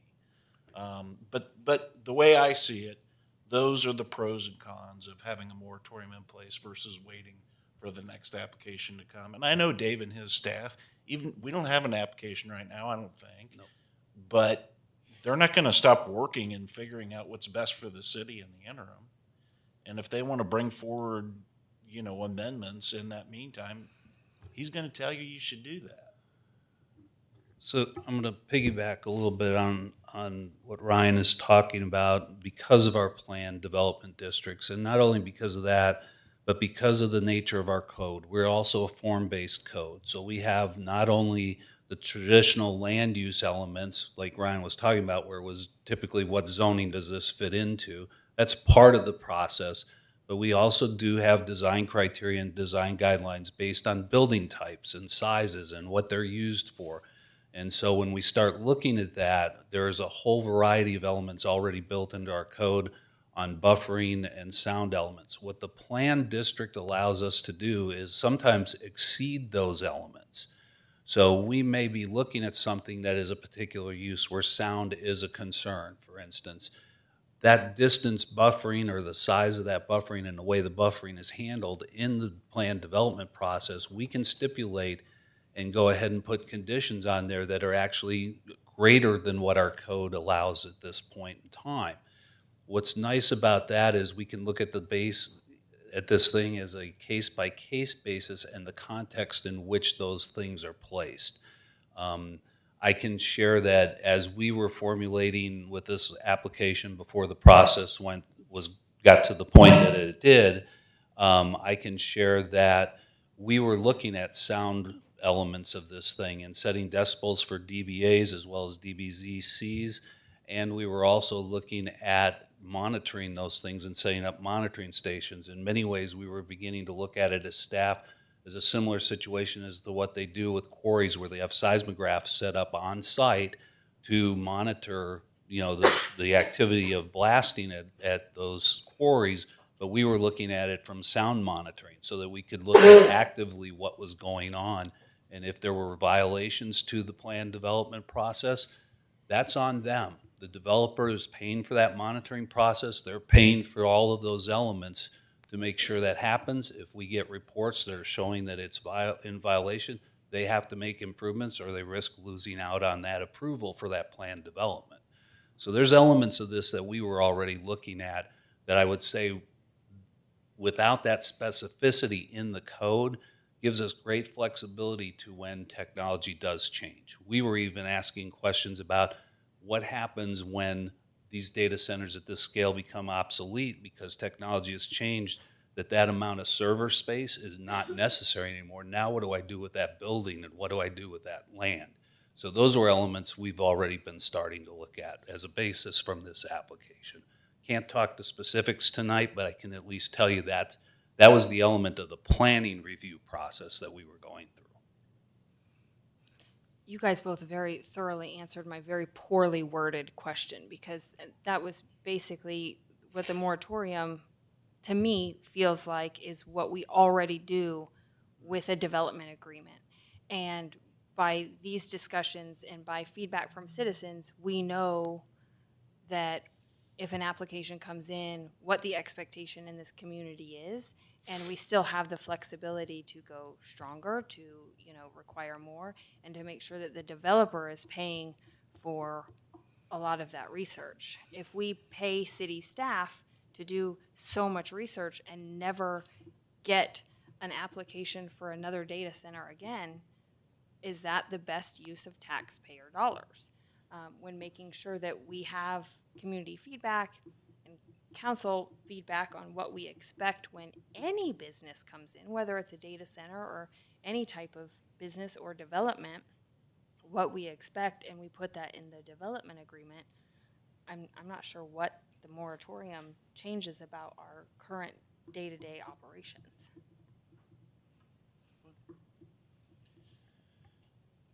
Anything further?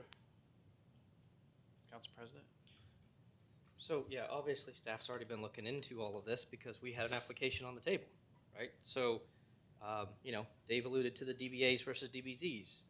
I met with Beal, I said I want DBZs. Why? Because DBAs roll off, right? If you know anything about the way that that's a bandpass filter, essentially. So, there are things that we can put in there, and then you can also have hooks in the development agreement that say, if you don't do this, there's this fine, or you lose a conditional use permit, or whatever. I mean, literally shut them down. Millions of dollars a day. Poof. They're not going to let that happen, okay?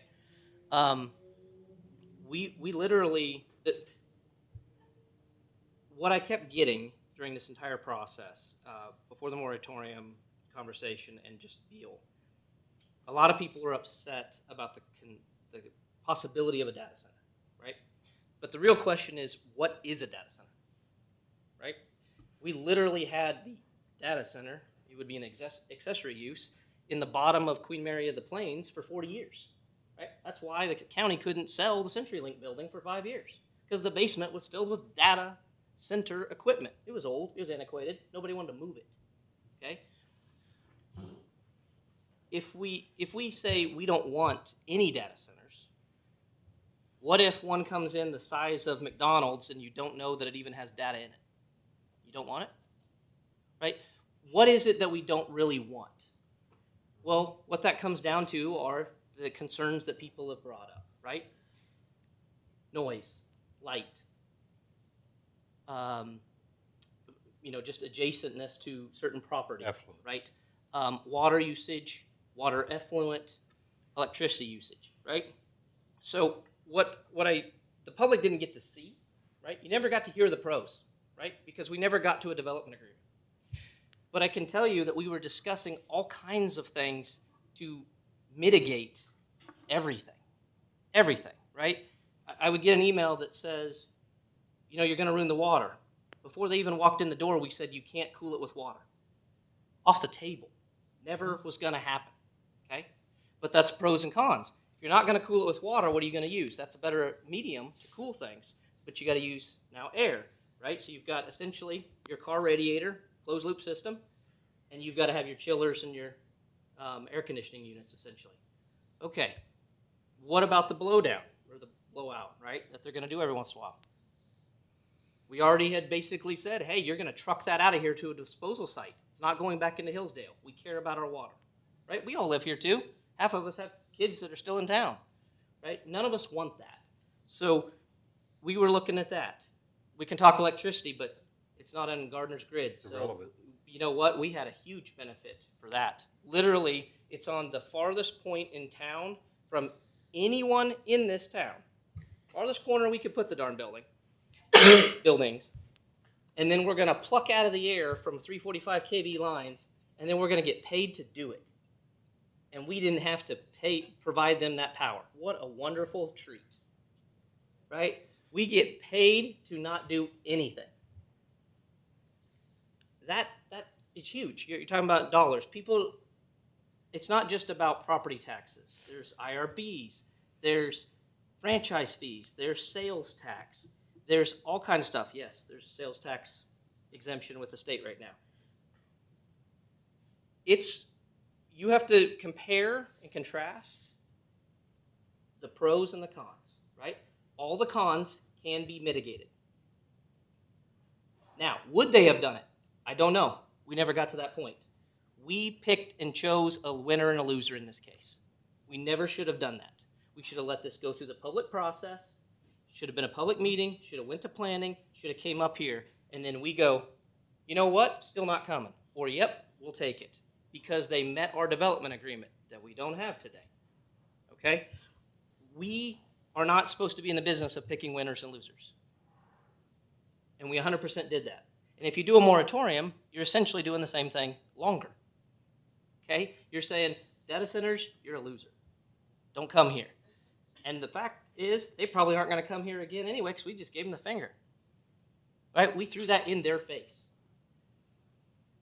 They're probably going to look at every fringe location they can and be like, I'm not dealing with Gardner if I don't have to. Okay? So there's no reason we should spend a single cent on any research that is extra, i.e. studies, that aren't paid for by a developer. I mean, just the cost that Matt brought up, and I know we have different funds here, so bear with me, but it was a little over $4 million. That's, give or take, a little over 10 mils. Does everybody sitting out here want to raise their taxes 10 mils? And that's just for what we did here. That has nothing to do with any other changes, right? You have to have industrial to sustain the residential, okay? We have to have a balance. We have basically zilch for industrial. It gets, like Councilman McNear said, it's taxed at 25%. Our houses are at 11.5%. Okay, there's a big number difference here. You want to take those dollars and use them to make things nice for the residents. Parks, roads, police, new cars for our employees to be able to do their jobs, dump trucks. We heard 2 of them, right? We can't do that if we go, hey, the only way to get more money is to bring in 1,000 more houses, which also requires more, roads and dump trucks and police. It doesn't work. So a moratorium doesn't do us any good. We're already doing the research. We're going to continue to do the research. More importantly, I don't think, and I know we're not supposed to be picking winners and losers. And actually, I kind of hope that somebody out there says, hey, let us be the ones to craft the great guidelines. That's what I was hoping we were doing with the last one. And say, hey, here's what you got to do if you want to play ball in Johnson County. You got to meet these criteria. Gardner set the standard. Instead, we're going to let somebody else do it, possibly 2 feet across the line from us. Mm-hmm. Okay? No thanks. Right? We did that with the intermodal. Yeah. I don't think the moratorium gains us anything. And more importantly, it's people are talking, the development community is talking. We probably set ourselves back 10 years by saying that we, throwing it could have been anything. This could have been a Walmart. We threw it in their face. That doesn't show that Gardner wants to play ball with any development. And if we want to use the excuse that it was because of abatements or incentives, we literally had a project 8 months ago with 0 incentives that we also threw in their face. It wasn't quite 11th hour. So what is it? We just don't want to grow? Or we just want to grow in a way that people think is that they want a new neighbor, but no industrial, because it's unsustainable. Okay? You have to be growing both to sustain. So that's my 2 cents. Thank you, Council President. Well, I think we've had pretty good discussion. Unless anyone has anything further, I would entertain a motion either way. I would not have a motion and just let it die. I have another question real Yep. quick, hopefully not a long one. Sure. Where is the line with what we can ask in a development agreement or, put in a development agreement if the code is limited as to what it says before a company can come back and sue us because now we seem like we're just making it difficult for them to do business here. I'm Like- going to clarify something very quickly and then give Okay. it to Ryan because part of this is a legal question as well. What I want to clarify is there's a difference between a development agreement, okay, and the planning process and plan development. Very different things. So what I'm talking to are those conditions and stipulations that become part of the planning process, recommendations, and potentially adopted by the council as part of their decision making. Those elements there, we do have to be conscientious of how far we go, but yet we are always going to be pushing that envelope for what's best for the community from that land use perspective, that use context that's around that land use. If we're going to make a recommendation to staff that requires stipulations, that does not mean that that applicant is going to agree with those stipulations or conditions. What it does afford them, though, is the context before the Planning Commission and before you to assess that recommendation of staff and to look at that and say, we can or cannot make that work under the due process requirements of the planning process. They get that opportunity to state why they cannot publicly, what's going on there. Then it's up to the Planning Commission to make that recommendation and you to make those decisions as to whether that's acceptable or not, to remove a condition or to make a condition even more strict than what staff is suggesting. You can go either way with that. That is the role of the Planning Commission and the governing body. And Ryan, I'm going to let you talk about development agreements because I just wanted to clarify because people have dropped in development agreement, which is different than the planning process and what we do through the planned development. Yeah, and so to add on a little bit to what Dave said about stipulations to zoning, I mean, what you're looking at there is what do we have in our code? But then you're also looking at what are referred to in Kansas as the golden factors. You know, we've got that list of criteria in our code. There are about 10 factors that you look at that you, as a body, are supposed to look at on every zoning decision. It's supposed to guide you as to how you make your decisions. And you're supposed to limit your decisions to those 10 factors. Factor number 6 would be the relative gain to economic development, public health, safety, and welfare by the current restrictions on the applicant's property and the hardship imposed by such restrictions upon the property. So everything we've been talking about with data centers, you know, water, power, economic development, that's all fair game.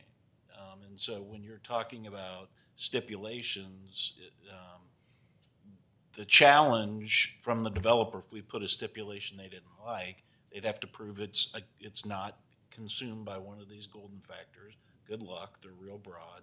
And they'd have to say that your decision was unreasonable to place that restriction on them. And good luck with that too. Courts are very deferential to bodies like you. So I think you have a great deal of discretion in what you do as part of your zoning stipulations. Development agreements, it's wide open, right? It's a contract. It's a contract. You're offering tax incentives or tax breaks, really. We're foregoing the opportunity to collect money typically. And you can pretty much negotiate anything you want to, right, Jim? Kelly, we can do anything when a development agreement or even a land development, neighborhood development comes before us. If there's something we don't like about it, we can send it back down to Planning Commission or staff or both. So we do have, as Ryan was telling you, we do as a governing body have a tremendous amount of influence, power, and decision-making capability right here on the dais. So you're empowered. One other thing I'm going to quickly add to this is that I have the ability prior to application as director under the LDC currently to require or request additional studies as we deem necessary. And those studies could cover a variety of things. I also have the ability through the review process, once an application is made, if that study isn't part of it, I could consider that application as incomplete because if I've directed that in a pre-application meeting, a formal requirement of the application process, that is considered an element of the application. So in that first 5 days, when we do our completeness check of the application, if that study is missing and it is not there, that application is not accepted. It's considered and deemed incomplete at that point in time.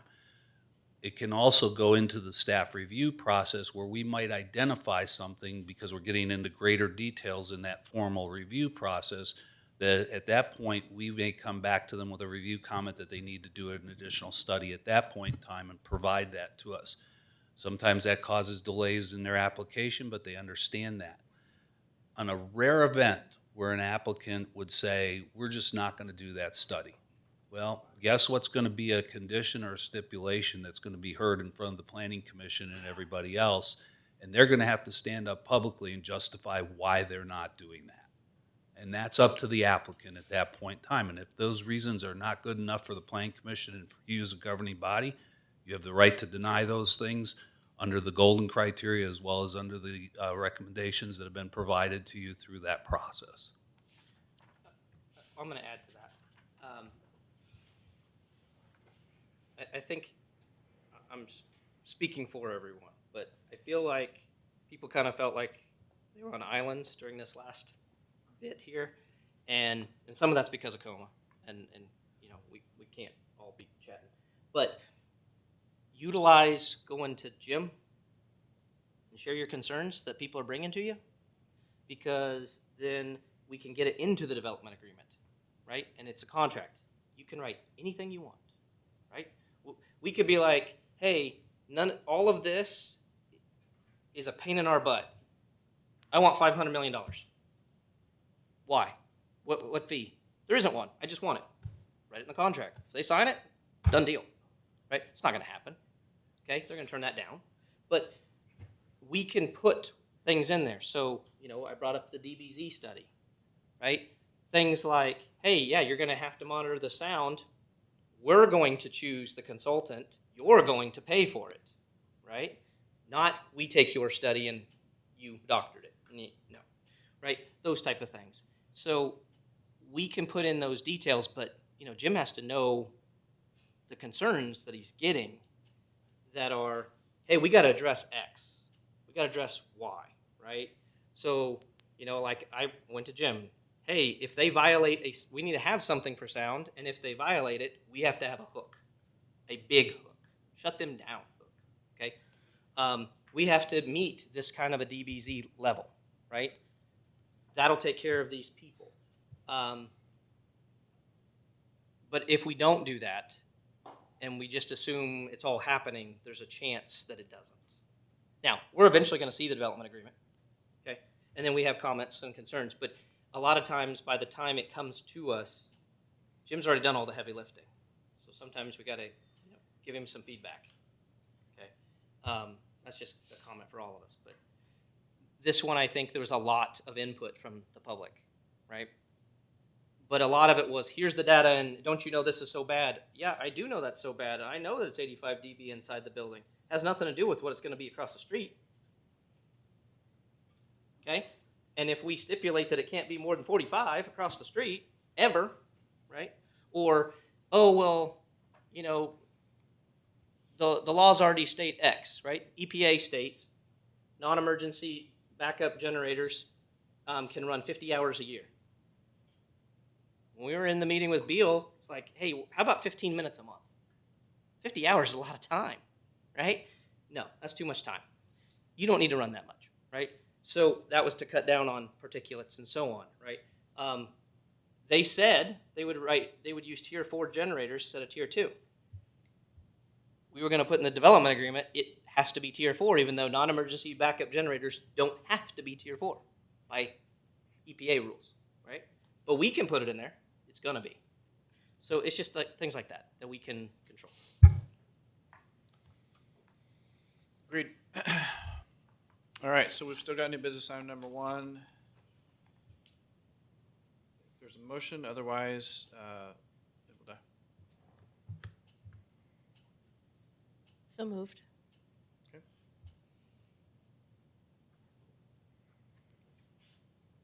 Okay. Without a second, it dies. So resolution 2193 will not be discussed. Thank you, everyone. We'll move to new business item number 2. Consider adopting an ordinance amending section 10.35C4 of the Gardner Municipal Code relating to appropriate zoning for fireworks stands.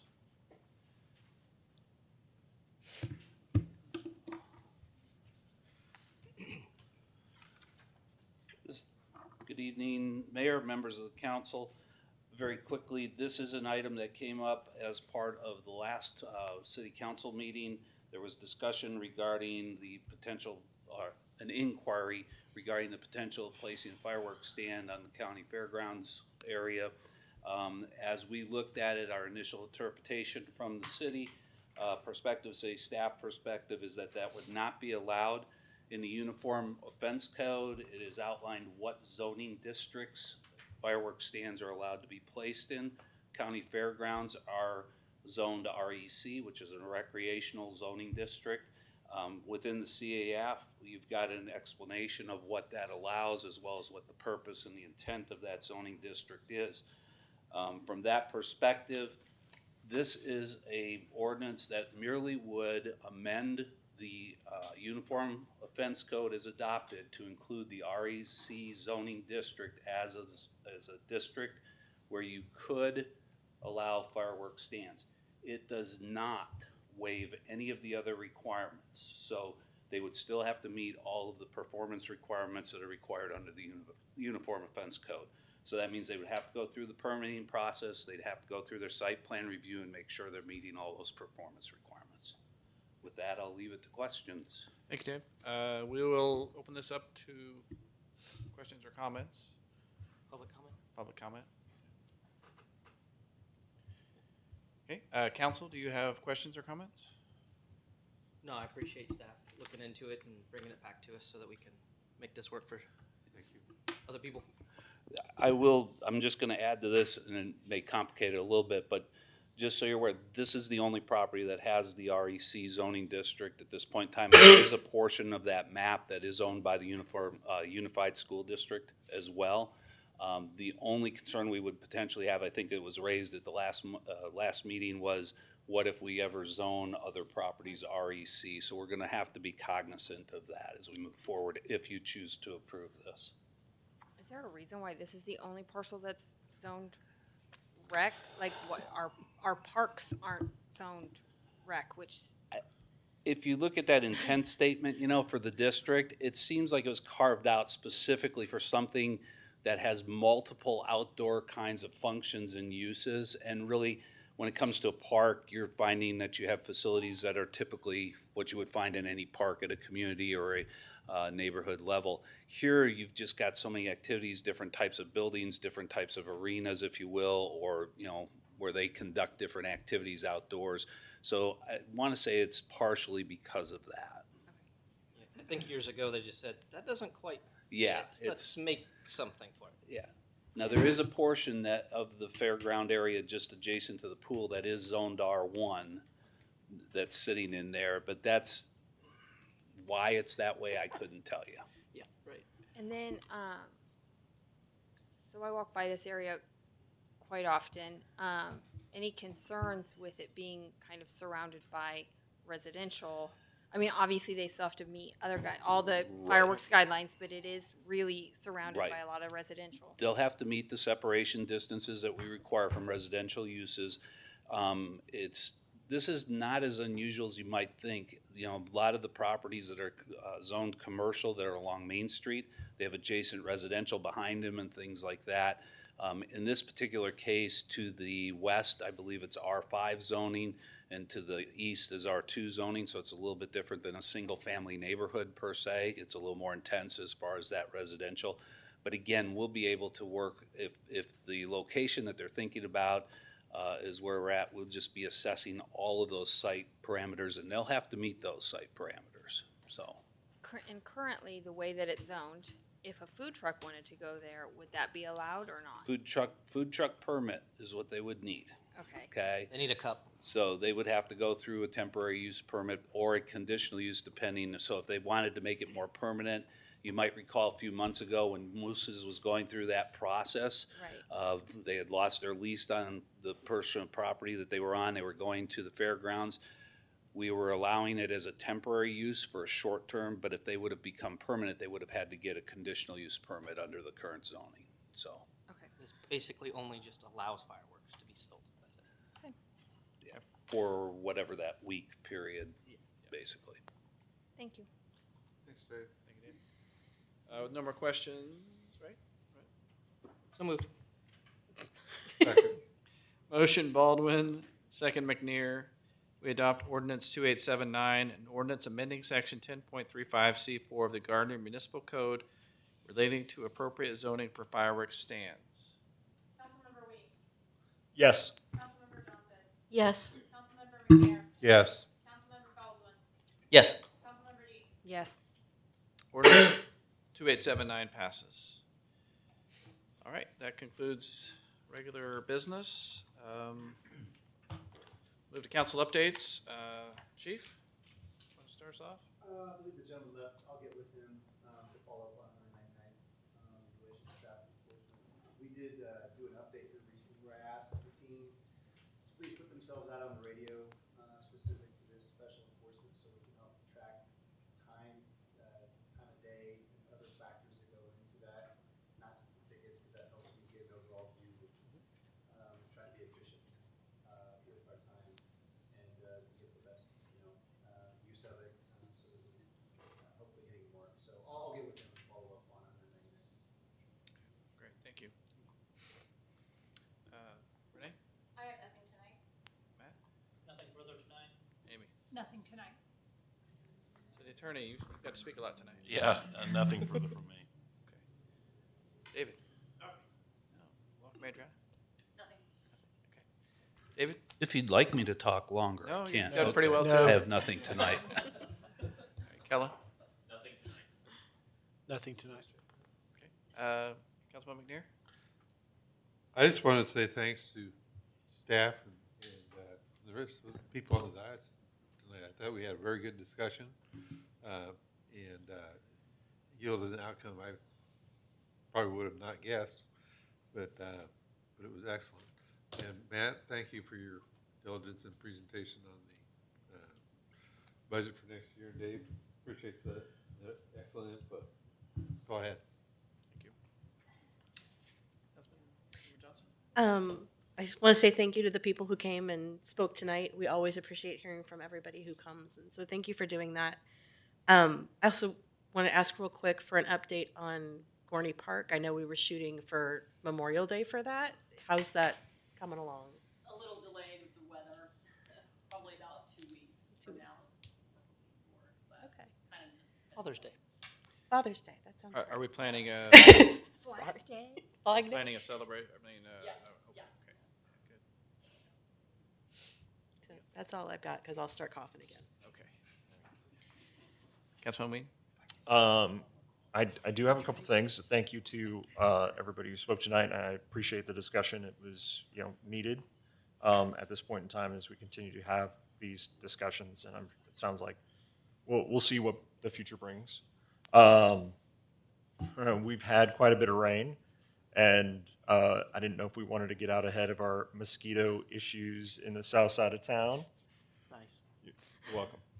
I got to do something for my birthday, right? Yeah. Might as well bring up mosquitoes. Just something for us to think about. Also, it being June, want to wish everybody a happy Pride Month.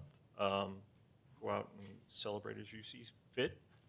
Otherwise, thanks. Councilmember Dean? Well, since nobody else is going to say it, I'd like to say happy birthday to Councilmember Ween. Sometimes as elected officials, we don't spend our birthdays with our family, but our governing body family. So wish you a happy birthday. And watching videos. Yes. Riveting movies. Thanks, Mark, for holding that off. I'm so sorry. Also, congratulations to the girls' softball team for winning winning state. I heard you come back in. I was at the senior center and heard the sirens and looked out, and that was really exciting. And I also believe we sent at least one golfer to state. So spring sports, go USD 231, and congratulations to all those students. And that's it. Awesome, Council President? I'd just like to encourage everybody, we have a lot of things that come up, and data center is just a great example of it, where it's multifaceted. There's lots of concerns. Some of them are relatively simple. You know, oh, well, if it's on this, it's not possible. Or, you know, if we do this, then that's not possible. But what would be great is, I love seeing everybody show up, right? But please share with us what your real concern is, right? So, like, if I get a form letter, I can get the gist of it, but I've already gotten it 10 times. So tell me what specifically you are impacted by or you're concerned about so that we can address that, right? Because we don't know what your concern is. We know what the gist of everything overall is, but what's your concern? What's your concern? So if you do that, then we can work through all that. And obviously, you know, we can take that to staff and it comes back to us and so on. So just to keep encouraging everybody to do that. That makes the process work better, right? And we can turn out solutions to complicated problems that are the best. Rarely is it going to be perfect or horrible. Somewhere in between. And the best we can make it for everybody is the goal. So just want to encourage everybody to stay involved. That's all. And along those lines, you know, again, I think any decision we make, we all live here and we all have to abide by decisions we make as well. So we don't take them lightly and we do our research. And sometimes, you know, it goes through iterations, but ultimately we're trying to do what's best for Gardner and what's best for our citizens and everyone else. So also though, thank you, or I'm sorry, congratulations to the Gardner softball team. Personally, a woman that works with me, her daughter has 2 players on the softball team, so congratulations to the Walkers, Chris and Dee. It's just an amazing season, and it's exciting that they represent us the way they do. So that's all I have. I will take a motion to adjourn. So moved. Second. Motion McNair, second Deaton. We adjourn. All in favor? Aye. All opposed? Abstained?